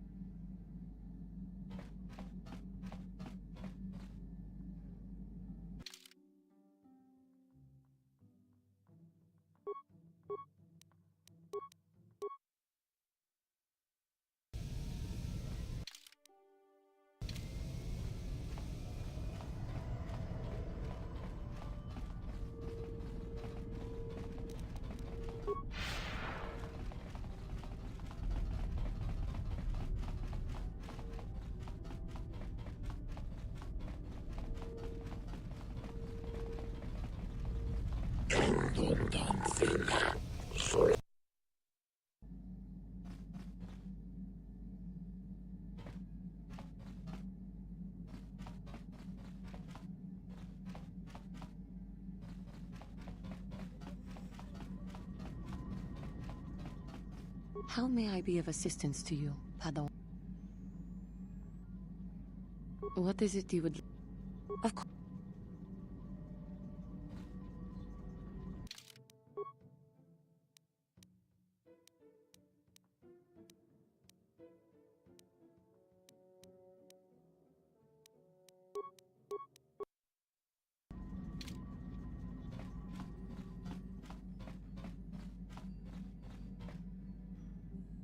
Yeah, what do you... Your...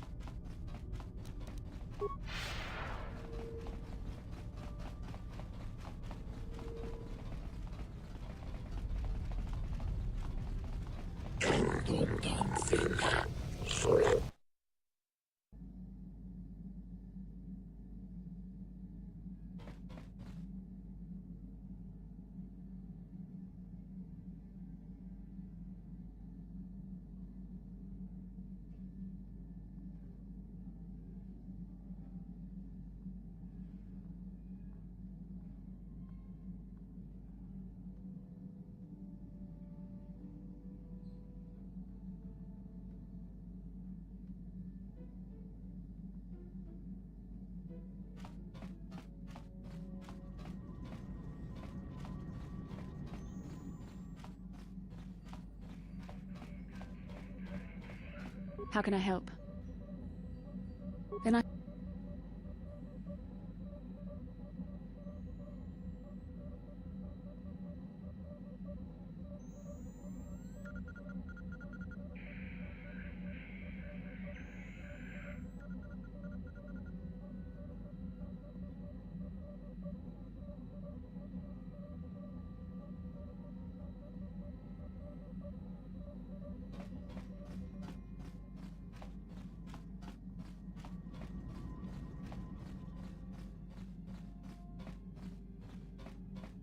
Yeah, what are you... You're...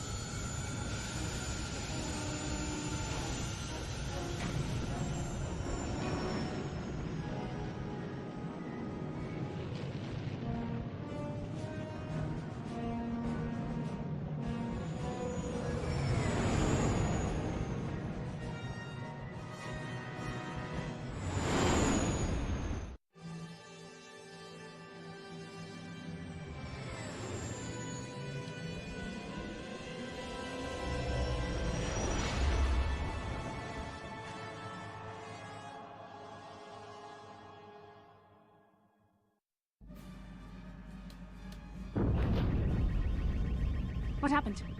What's going on? Sith interdictor ship. They must have been waiting for us on the hyperspace route. We're caught in their tractor beam. Do you recognize the ship? It's the Leviathan. Saul Karath's vessel. My old mentor.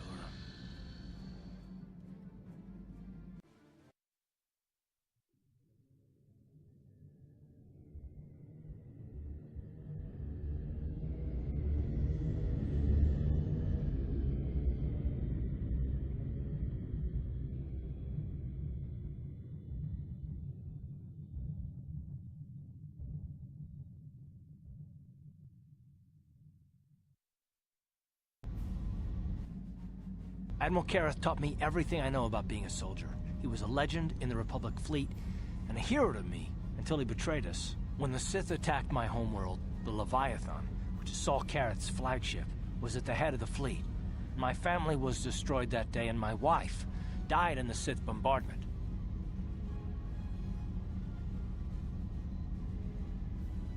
I'm not gonna do anything stupid. I won't throw our lives away in some mad quest for vengeance, but if I get a chance to kill Saul during our escape, nobody better get in my way. Talk of an escape is somewhat premature, don't you think? We don't even have a plan to get out of this mess yet. I'll admit, it won't be easy. Saul's no fool, and he won't underestimate us either. You can count on plenty of guards watching every move we make. Maybe Admiral Karath doesn't know how many of us there are on board. We all have special talents. Talents we could exploit so that one of us could stage a rescue. We just have to figure out who has the best chance to avoid capture so they can come and rescue us later. It's a long shot, but it's our only hope.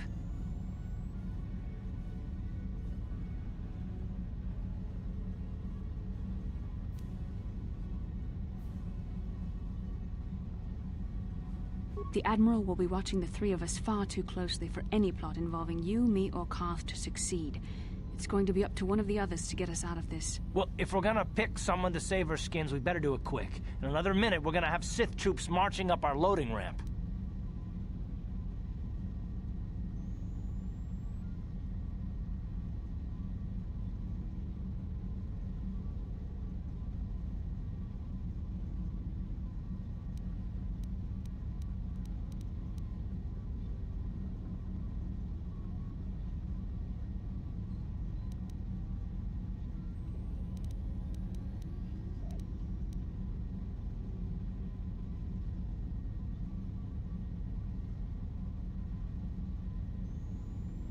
I don't think I could use my force powers to convince a whole squadron of troopers to let me go free, but maybe I can use it to get them to take me to a separate cell. They'll probably only leave a single guard to watch over an old man like me.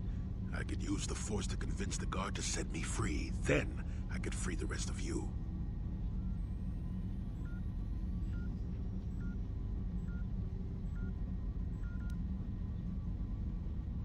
Hold on, they're dragging us into the docking bridge. Bastila, Cath, and the crew have been taken prisoner as you ordered, Commander. Excellent. Have you searched the ship thoroughly? Admiral Karath warned me to be on alert for any kind of treachery. We found an old man in the back. I think we should keep him separate from the others for questioning. A strange request. And why do you think this old man should be segregated? I'm not sure, Commander. After speaking with him, I just think we should question him away from the others. I agree, Commander. After speaking with the old man, I think we should question him away from the others. Very well. The Admiral is probably too busy to bother with this old man anyway. Take him to solitary confinement for interrogation. Report back to me if you learn anything. Cath, it has been far too long since we last spoke. I see the recent months have not been kind in your case. I barely recognized you. But I recognize you, Saul. I see your face every night, even as I promise myself I will kill you for what you did to my homeworld. Did you learn nothing in your time under me? As a soldier, you should understand that casualties were unavoidable. This was an act of war. It was a cowardly act of betrayal. Your fleet bombed a civilian target into oblivion without warning or provocation, and the blood of those innocent people is on your hands. In war, even the innocent must die. The Sith would not accept me until I proved I had truly turned my back on the Republic by bombing the planet. My wife died in that attack, Saul. And for that, I swear I'll kill you. You used to be a man of action, not of empty words. Cling to your lust for revenge if you must, but spare me your tired threats. I've heard them all before. You're an insignificant part of these events anyway. Lord Malak is far more interested in your Jedi companions. He has great plans for them. We will never serve Malak or the dark side. The Sith will be destroyed, Admiral Karath, as will you if you don't turn away from this path. Your words are brave, Bastila, but the lure of the dark side is hard to resist. Or so I've been told. I wonder if your companion is as devoted to the light as you are.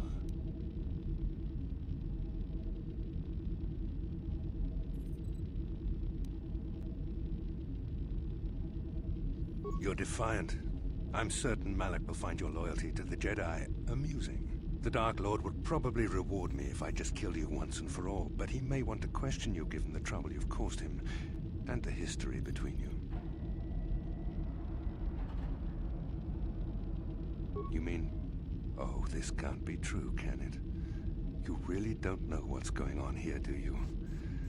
Well, I won't be the one to deprive Malak of the pleasure of telling you himself. The Dark Lord will no doubt torture you for information and for his own twisted pleasure. Eventually, you will tell him everything. The Sith can be very persuasive. However, Lord Malak is in another sector. It may be some time before he arrives, so I suppose I will have to fill in for him until then. Activate the torture fields.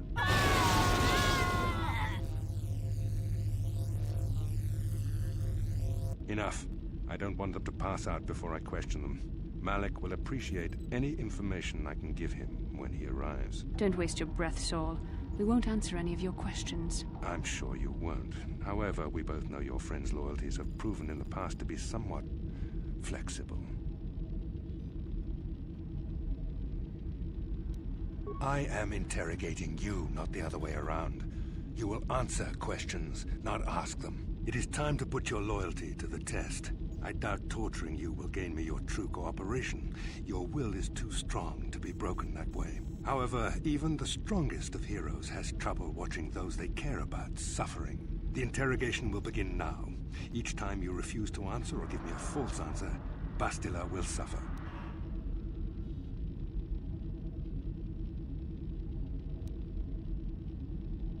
My pain is meaningless. Tell him nothing. I tire of these games. Now I want answers. On what planet is the Jedi Academy at which you were trained?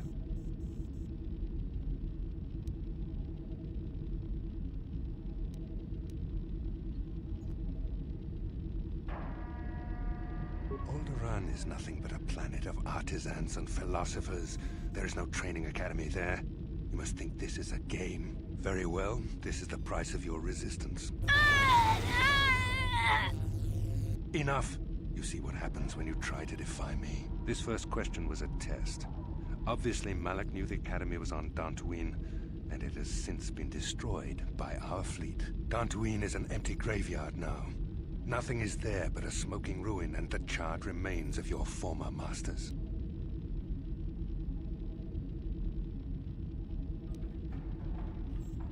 It doesn't matter whether you believe me or not. The fact remains that the Jedi on Dantooine have been eradicated, along with any hope of someone coming to rescue you. Now, tell me your mission. How were the Jedi planning on using you to stop Lord Malak and our Sith Armada?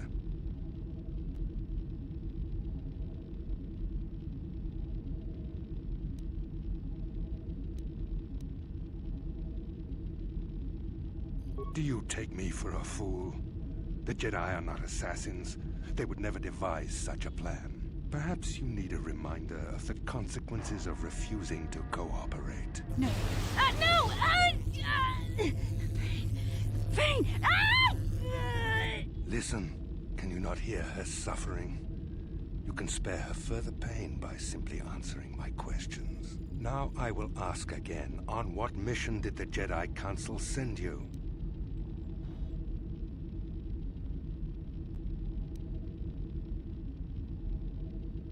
Why? Why are you telling him this? You should be grateful, Bastila. He is sparing you agony beyond comprehension. Words that betray the Jedi Order bring me more pain than any torture ever could. Tell me, how did you find out about the Starforge?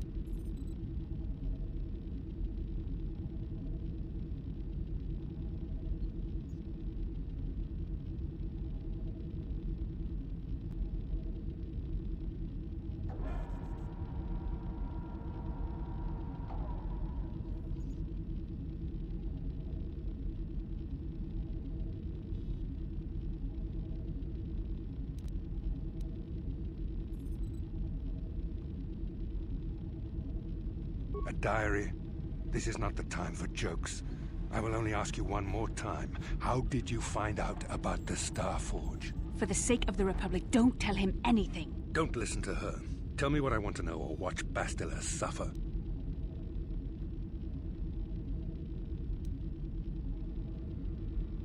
I had hoped you would continue to cooperate, but you seem to have changed your position. Perhaps another lesson is in order. No! No! I beg you, no! Mercy! No! I am surprised she did not pass out sooner. Rarely have I seen someone withstand such punishment and remain conscious. I see I am wasting my time here. When Malak arrives, you will learn my interrogation techniques are considered merciful among the Sith. I will leave you here in your cell with a small taste of the horrors you will suffer when Lord Malak arrives.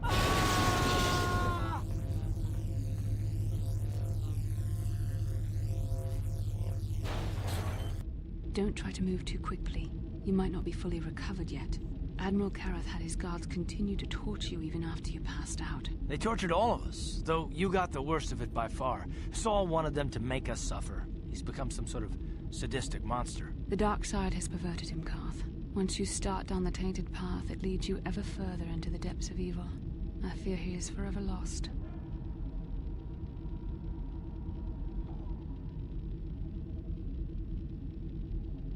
Yes. I suppose you're correct. Sometimes it's easy to lose sight of that hope in the face of such unbridled cruelty. But you speak the truth. I suppose I'm taking the news of Dantooine's destruction quite hard. First Taras, now the Academy. Is there no end to the killing?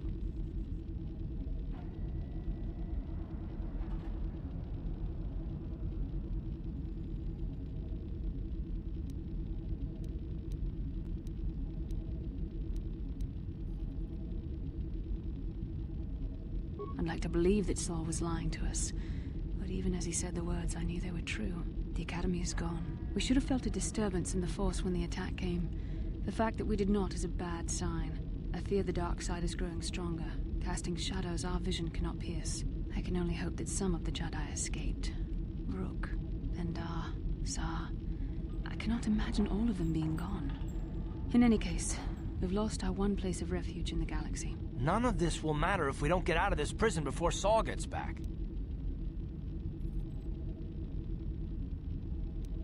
Saul mentioned that Lord Malak was on his way. I think the Admiral left to prepare for his arrival and to report the results of our interrogation. It is fortunate you were able to resist the Admiral's questioning. The fate of the galaxy could be changed by revealing the slightest piece of vital information. I have to confess something. There was a moment, just a moment, when part of me was hoping you would tell him what he wanted to know, just to make the horrible pain stop.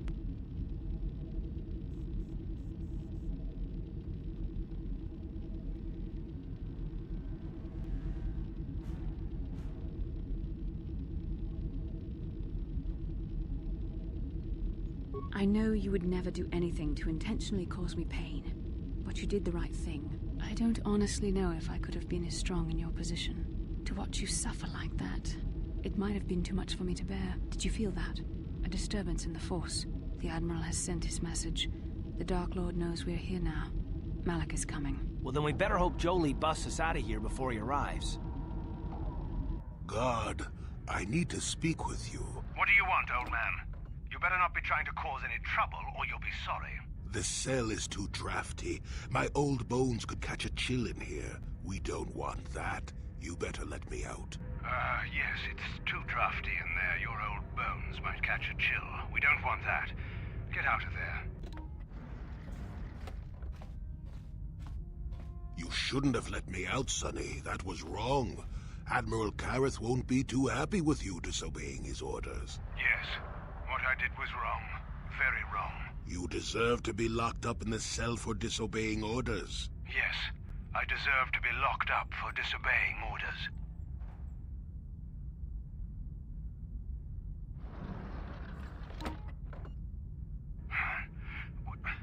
What just happened? What am I doing in here? Damn you, old man. I'll kill you if I ever get out of here. Then I'll be sure to never let you out. Goodbye, Sonny.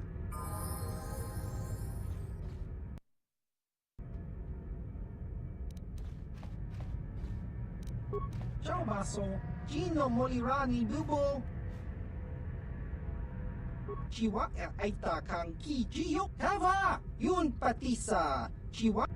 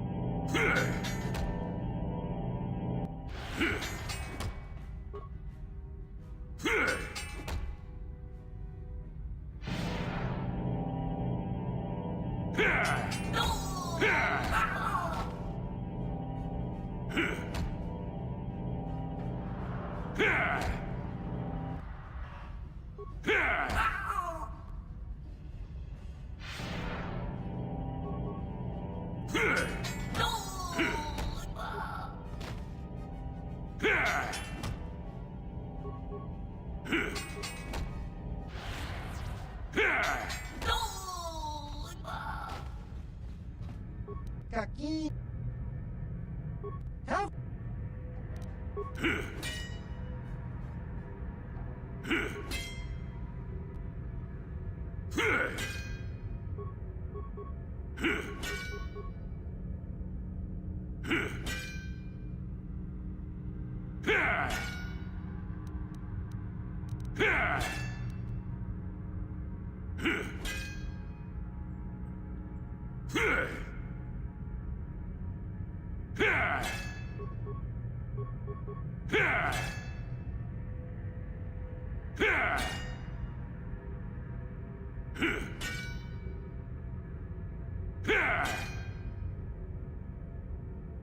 Ciao baso, Gino Molirani tong hitwama ag iinko tune.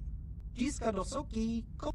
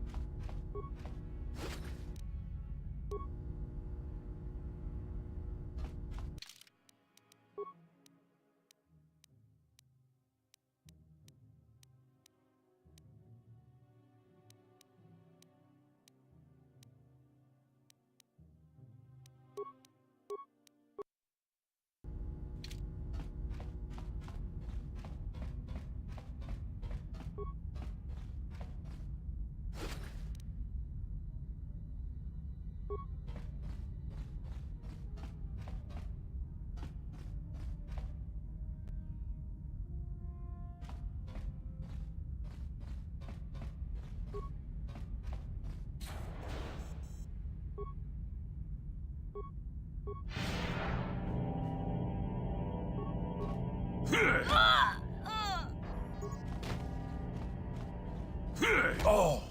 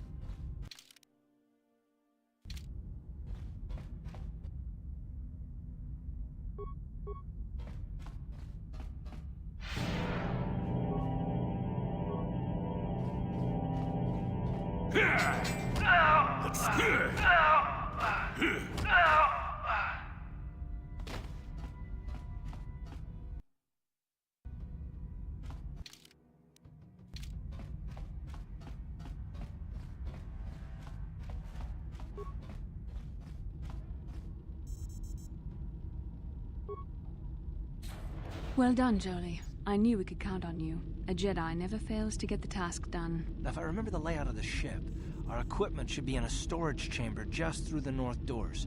After we grab our stuff, we need to get to the main bridge controls. The bridge is the only place that we can open the docking gates of the hangar where they've got the Ebon Hawk. We have to open those gates before we can fly out of here. We better get moving. I can feel the darkness of Malak's presence approaching, and I don't want to be here when he arrives. None of us is a match for the Sith Lord. Surprise and secrecy will serve us best. A small group might have a better chance of sneaking onto the bridge undetected while the others make their way down to the Ebon Hawk. Count me in, then. I've got a score to settle with the Admiral before we get off this ship. And I have a feeling I'm gonna find him on the Leviathan's bridge.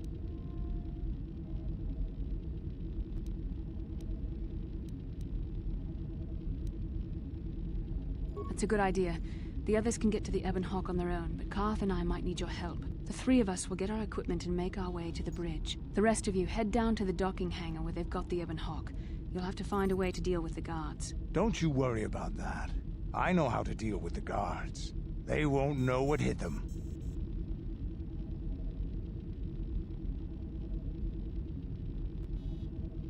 We'll meet you there as soon as we get those docking bay doors open. Just make sure the Hawk is ready to fly when we get there. And may the Force be with you.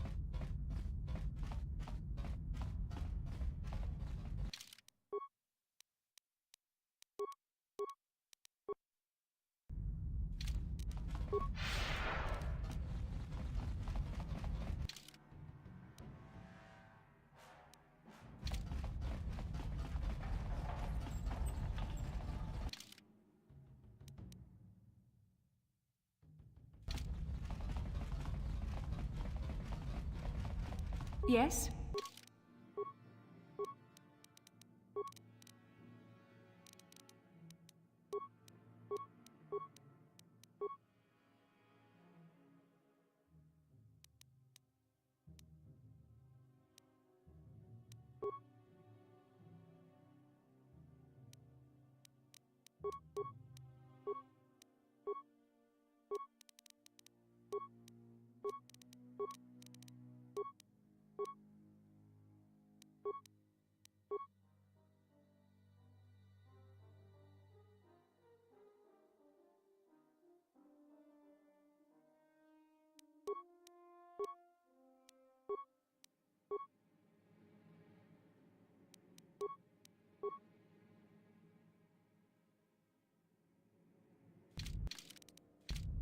Yes?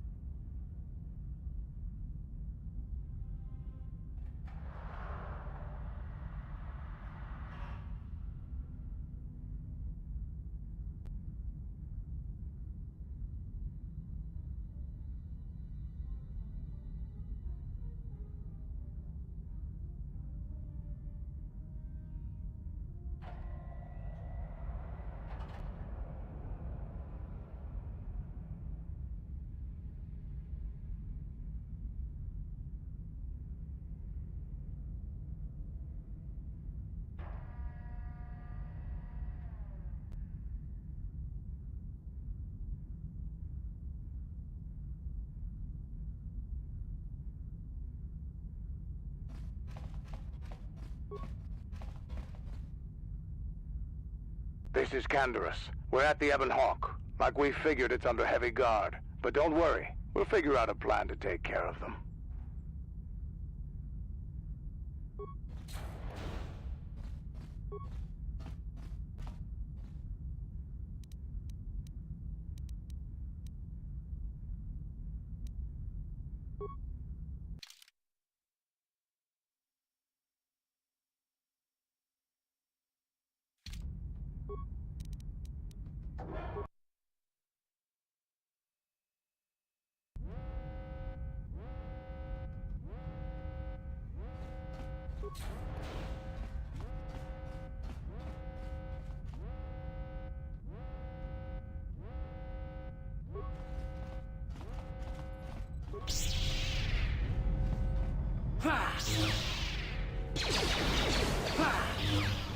Down you go!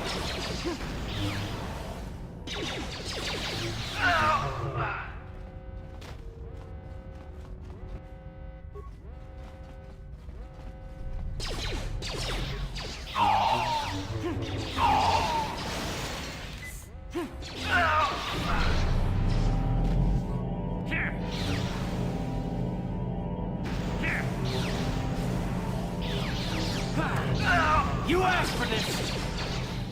Here! Oh!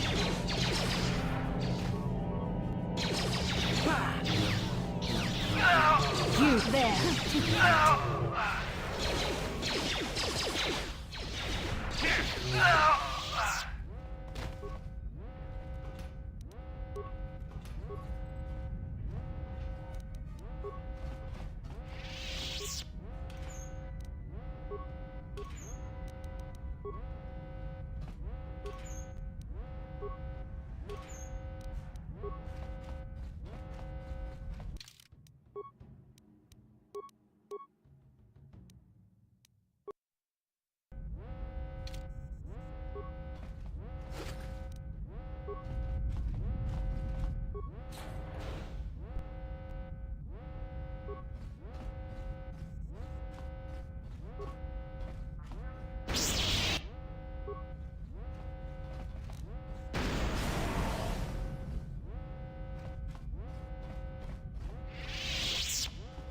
How can I help?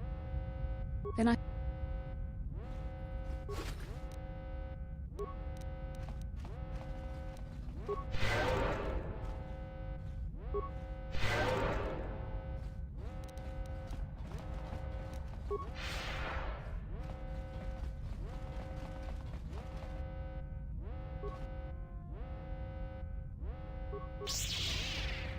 Here!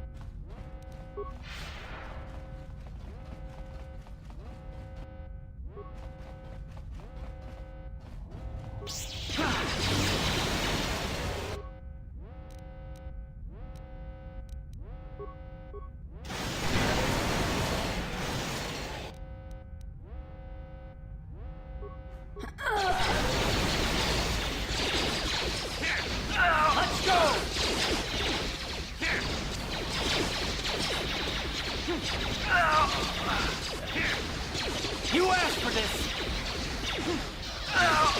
How'd you like that?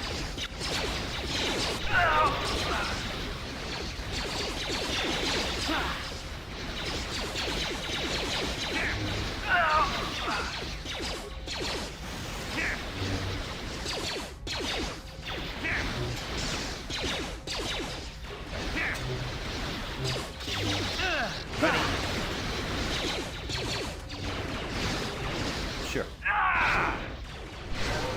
Let's go! How'd you like that?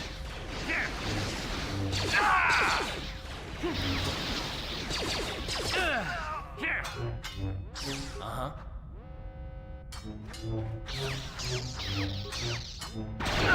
Sure.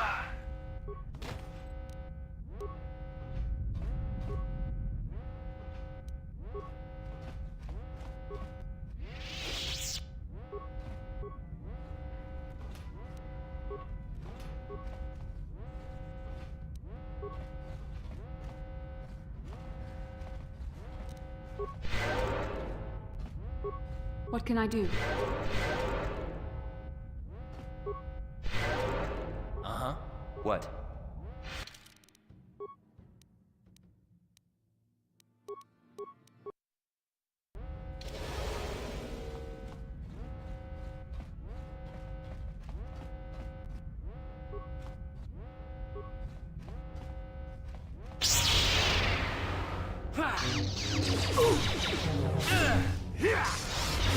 There, take it.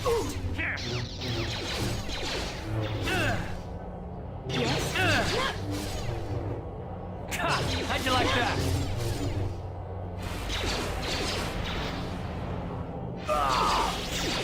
What? That hurt, I bet.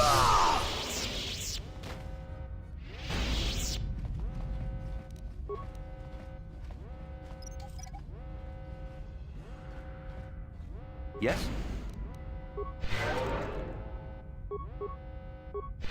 What can I do? What? Yes?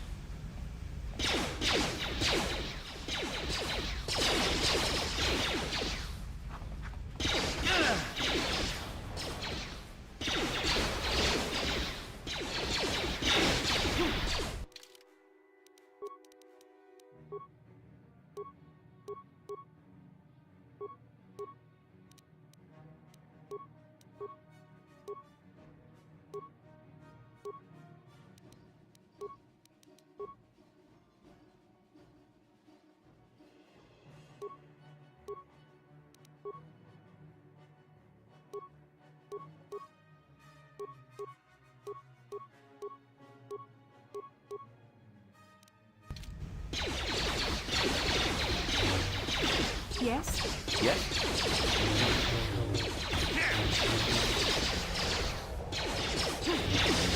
So be it. You asked for this!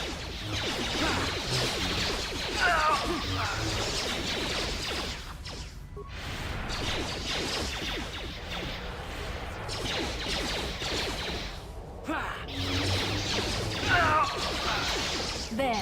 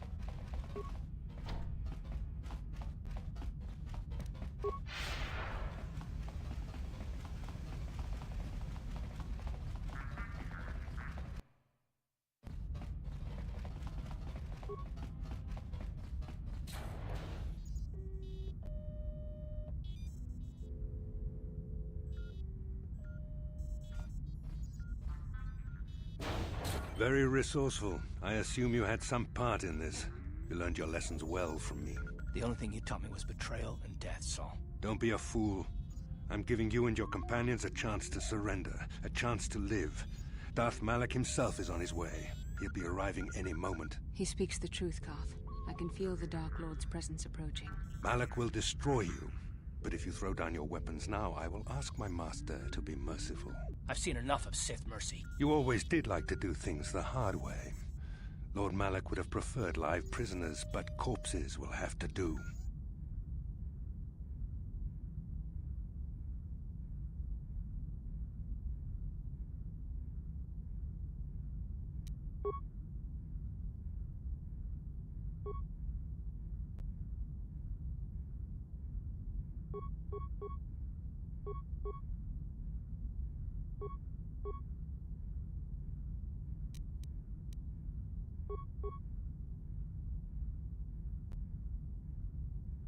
I'm here.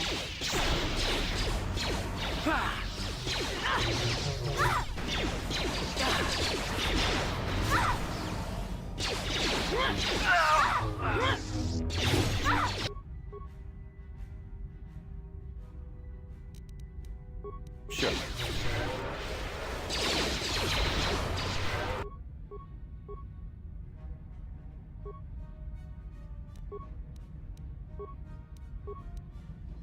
What can I do? Time to rumble! What?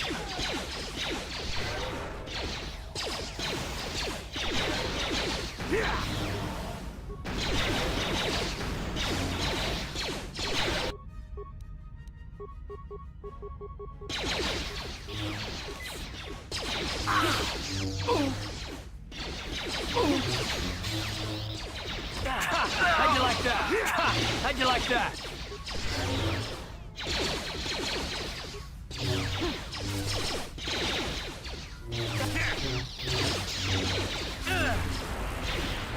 How'd you like that? One.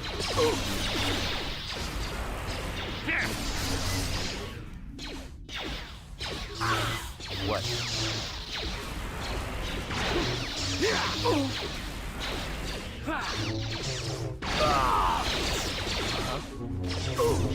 Yes?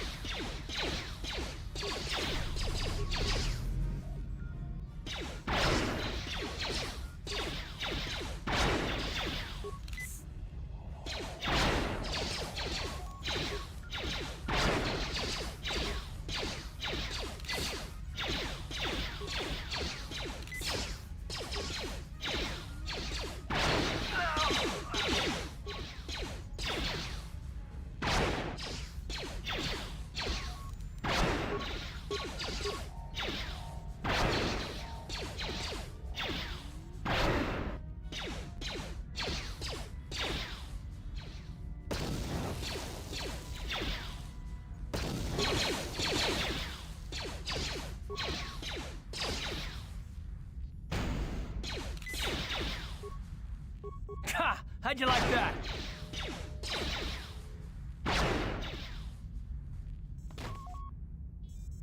Cass.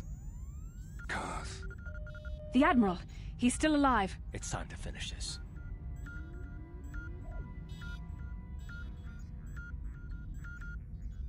Don't you understand what this man has done to my life? Do you know the pain he's brought me? Killing him won't ease the pain, Cath. Do not become what you despise. Cath. Must tell you something. Come closer.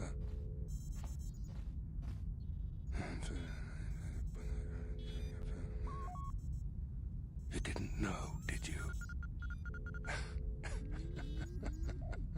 Remember my dying words. Remember them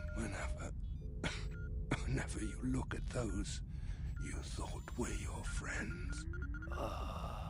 He's gone. He said it can't be true, can it? No, it can't. Damn you, Saul. Damn you.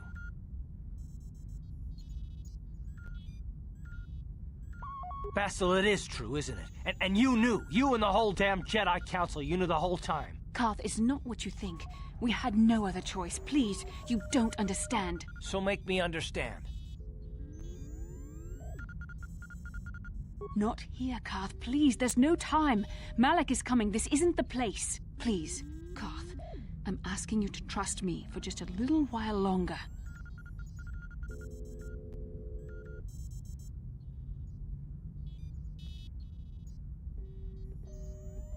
Okay, I'll trust you, Bastila, but as soon as we're off this ship, I expect some answers. Of course, Cath. As soon as we get to the Ebon Hawk, I'll explain everything. To both of you, I promise.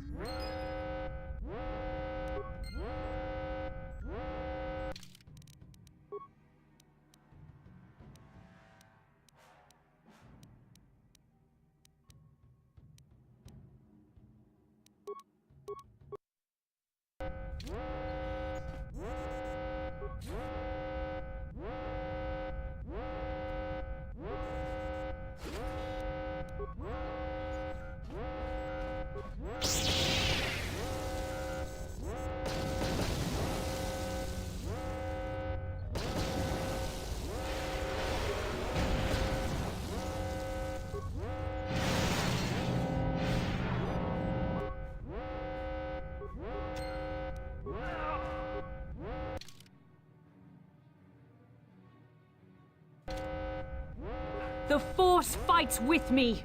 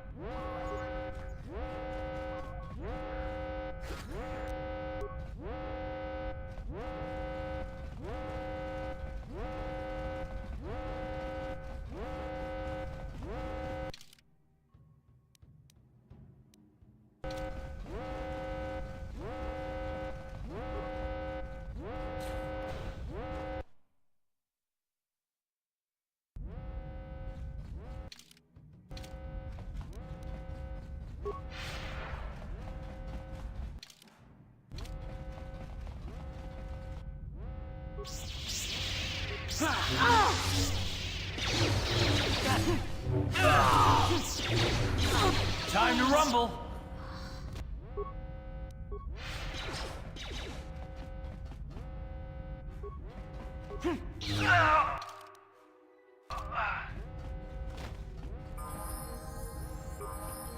Here!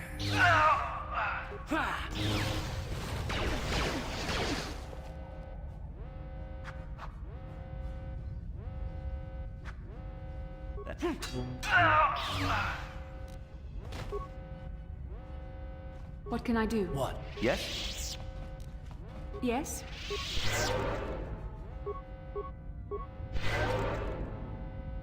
Uh-huh. Sure.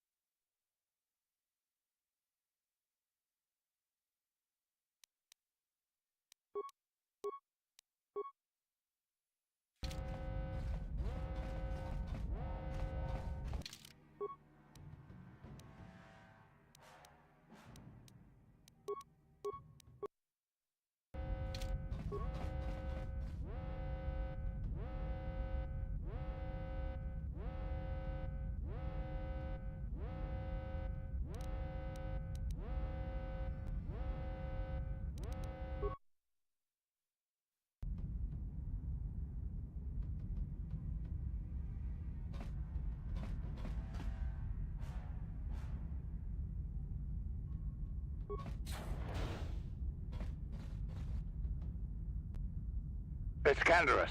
We took care of the guards. We're inside the Ebon Hawk and all systems are go. As soon as you guys join us, we can get out of here.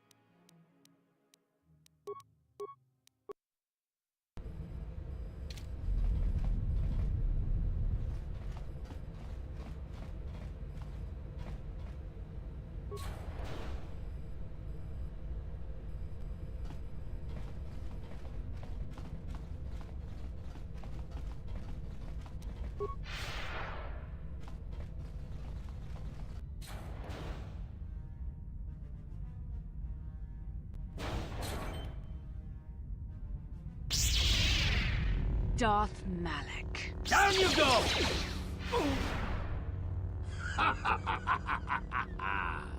I hope you weren't thinking of leaving so soon, Bastila.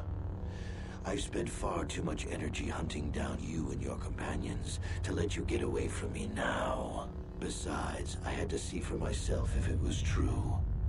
Even now, I can hardly believe my eyes. Tell me, why did the Jedi spare you? Is it vengeance you seek at this reunion? What? You mean you don't know? All this time and you still haven't figured it out. I wonder how long you would have stayed blind to the truth. Surely some of what you once were must have surfaced by now. Even the combined power of the Jedi Council couldn't keep your true identity buried forever, could it? The Jedi do not believe in killing their prisoners. No one deserves execution, no matter what their crimes. The Council would not normally accept an adult for training, but this is a special case. They say the Force can do terrible things to a mind. It can wipe away your memories and destroy your very identity. Tatooine. Kashyyyk. Manaan. Korriban. Revan visited each of these worlds searching for clues to reveal the hidden location of the Starforge. The lure of the dark side is difficult to resist. I fear this quest to find the Starforge could lead you down an all too familiar path. What greater weapon is there than to turn an enemy to your cause, to use their own knowledge against them?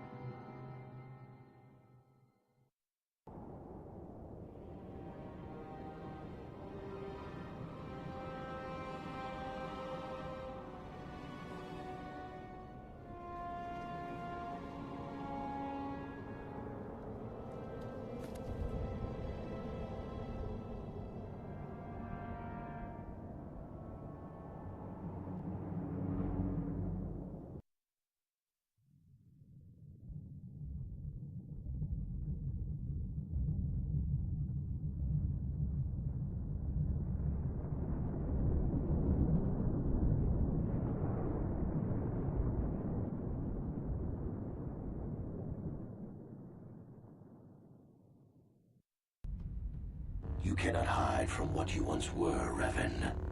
Recognize that you were once the Dark Lord, and know that I have taken your place.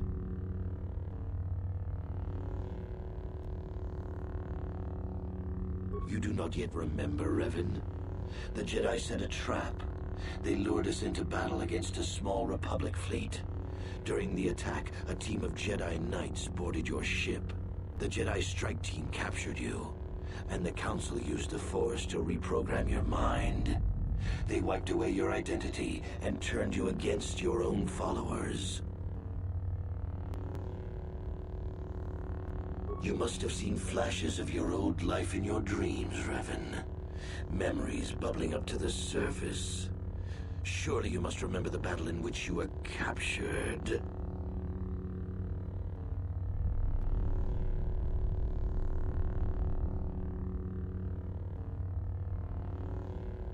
The Jedi are fools. They do not believe in executing prisoners. Originally, I assumed you had died in the battle. Imagine my surprise when I found out you were still alive, Revan.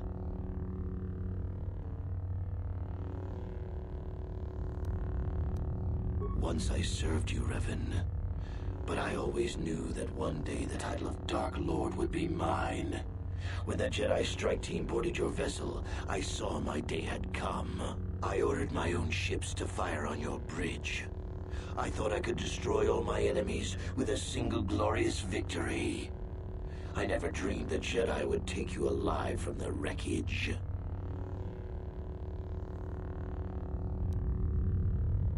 It's true. I was part of the team sent to capture Revan, to capture you. When Malak fired on the ship, you were badly injured. We thought you were dead. Your mind was destroyed, but I used the Force to preserve the flicker of life in your body. I brought you to the Jedi Council. They were the ones who healed your damaged mind. The Jedi Council didn't restore your wounded mind, Revan. They merely programmed it with a new identity, one loyal to the Republic. They tried to make you their slave.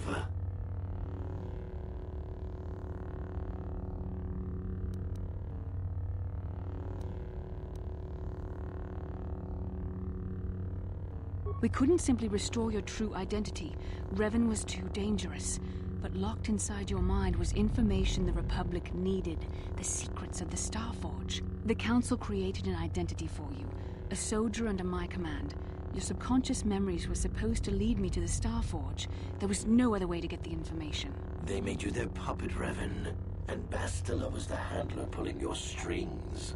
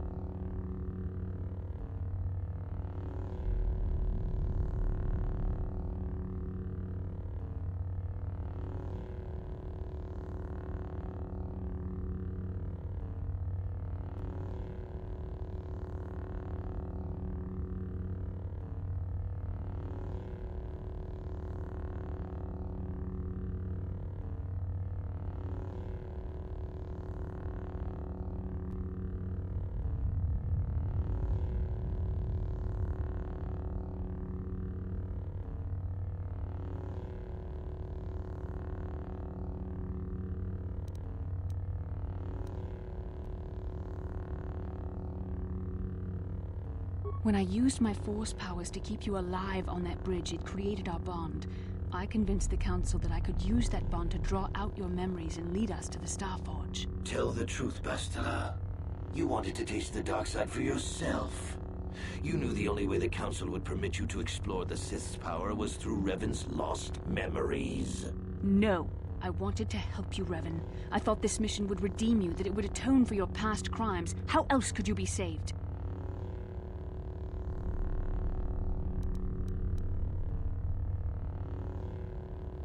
You had to be healed so I could try and draw out the secrets of the Starforge. It was our only hope of stopping the Sith. It was a risk the Council chose to take.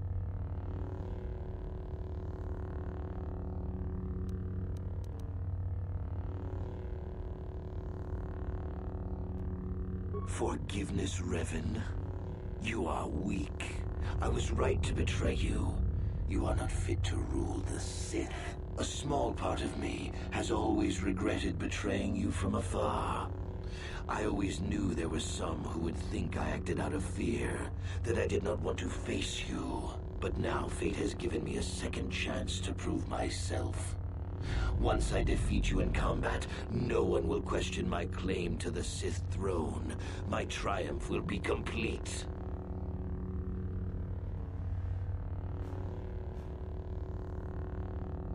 The Jedi Council were foolish to let you live. I won't make the same mistake. We shall finish this alone in the ancient Sith tradition. Master versus apprentice, as it was meant to be.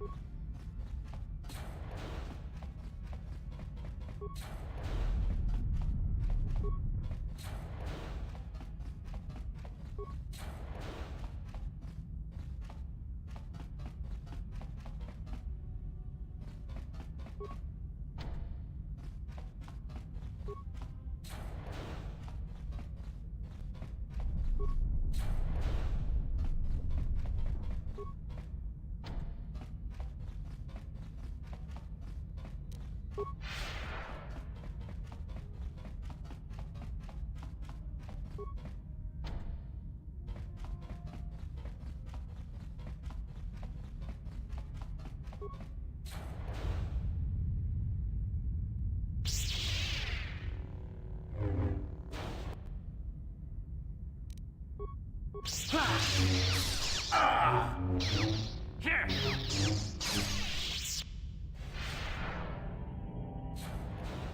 This isn't over, Malak. Your friends do not give up easily, Revan. You always could inspire loyalty. But even the three of you together cannot stand against my power. For the Jedi! I'll hold Malak off. You two get out of here. Find the Star Forge. No, Bastila, he's too strong. No! The door's sealed. We can't get past. Come on, we have to get to the Ebon Hawk.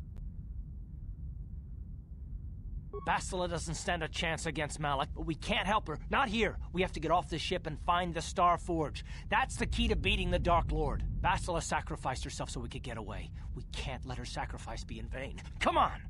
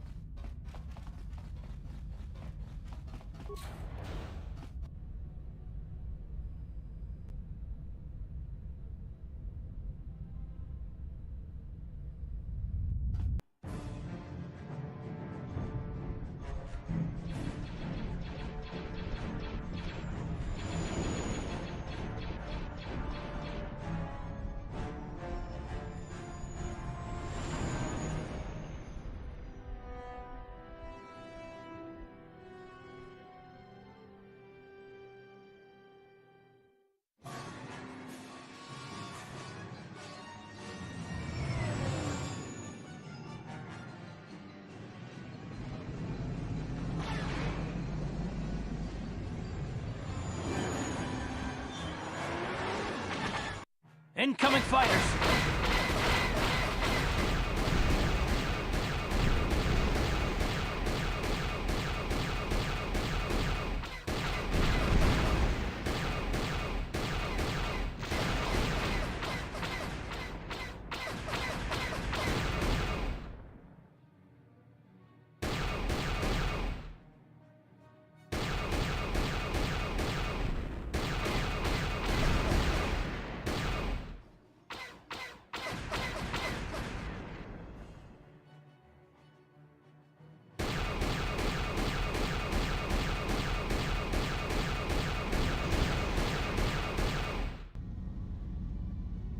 Where is Bastila?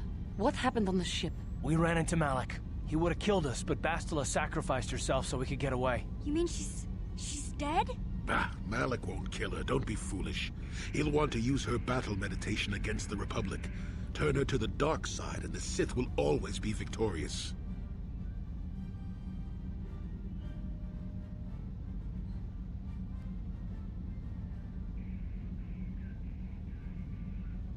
Not so fast. We've got a bigger issue to deal with here. They deserve to know the truth about you. Do you want to tell them what Malak said, or should I?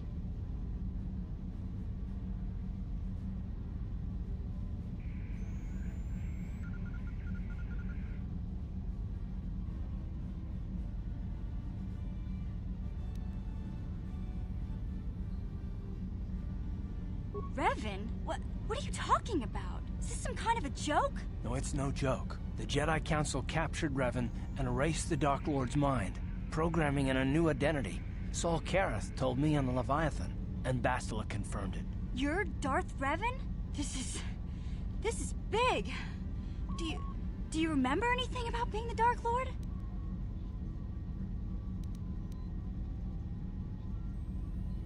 Just a few flashes. That's it. Nothing more?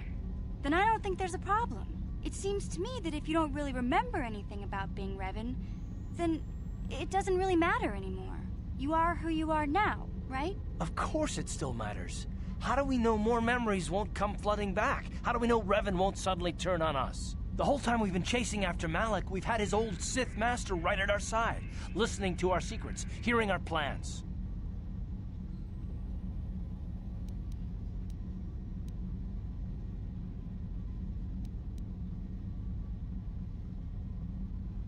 Hey, you've got nothing to be sorry about.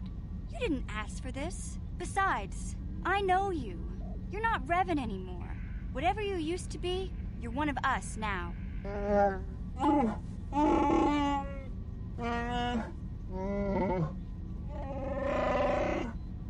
Big Z and I will stick by you.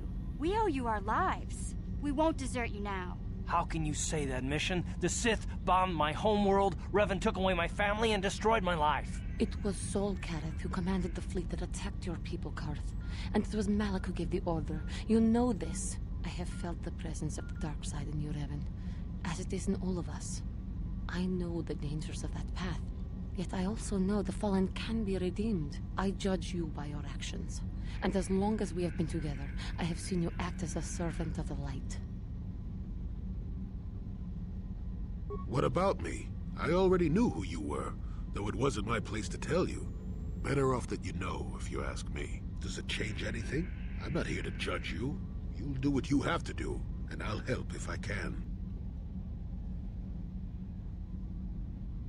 You defeated the Mandalore clans in the war, Revan. You were the only one in the galaxy who could best us. We had never met one like you before, and never since. How can you even ask if I'll follow you? Whatever you're fighting, it will be worthy of my skill. I'm your man until the end, Revan, no matter how this plays out. Commentary. I am experiencing something unusual, Master. Answer. My programming is activating my deleted memory core.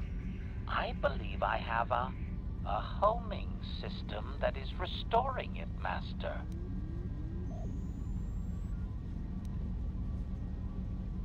Observation. My homing system is a function of my assassination protocols, that which I told you had been deactivated. This system was not. It seems that the homing system deliberately restores my deleted memory core upon returning to my original master. Affirmation. Correct, Master. Sith protocols maintain that all droid knowledge be deleted before assassination missions and restored upon return. I have returned to you, and my full functionality is now under your personal command. It is a distinct pleasure to see you again, Master.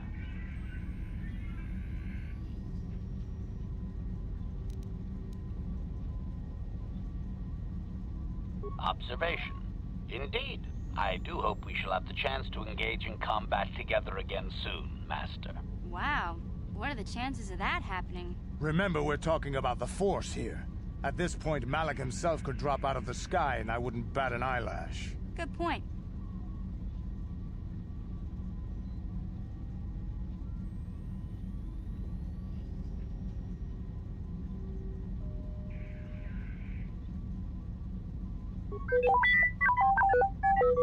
I knew the little guy would come through for you. Droids don't hold grudges. Well, the others seem to trust you, and I don't see any other way that we can stop the Sith. And I suppose that Malak is the real enemy here. I really don't have any other choice, do I? I want to believe you. You've proven yourself time and time again during our mission, but this is a little much for me to wrap my mind around.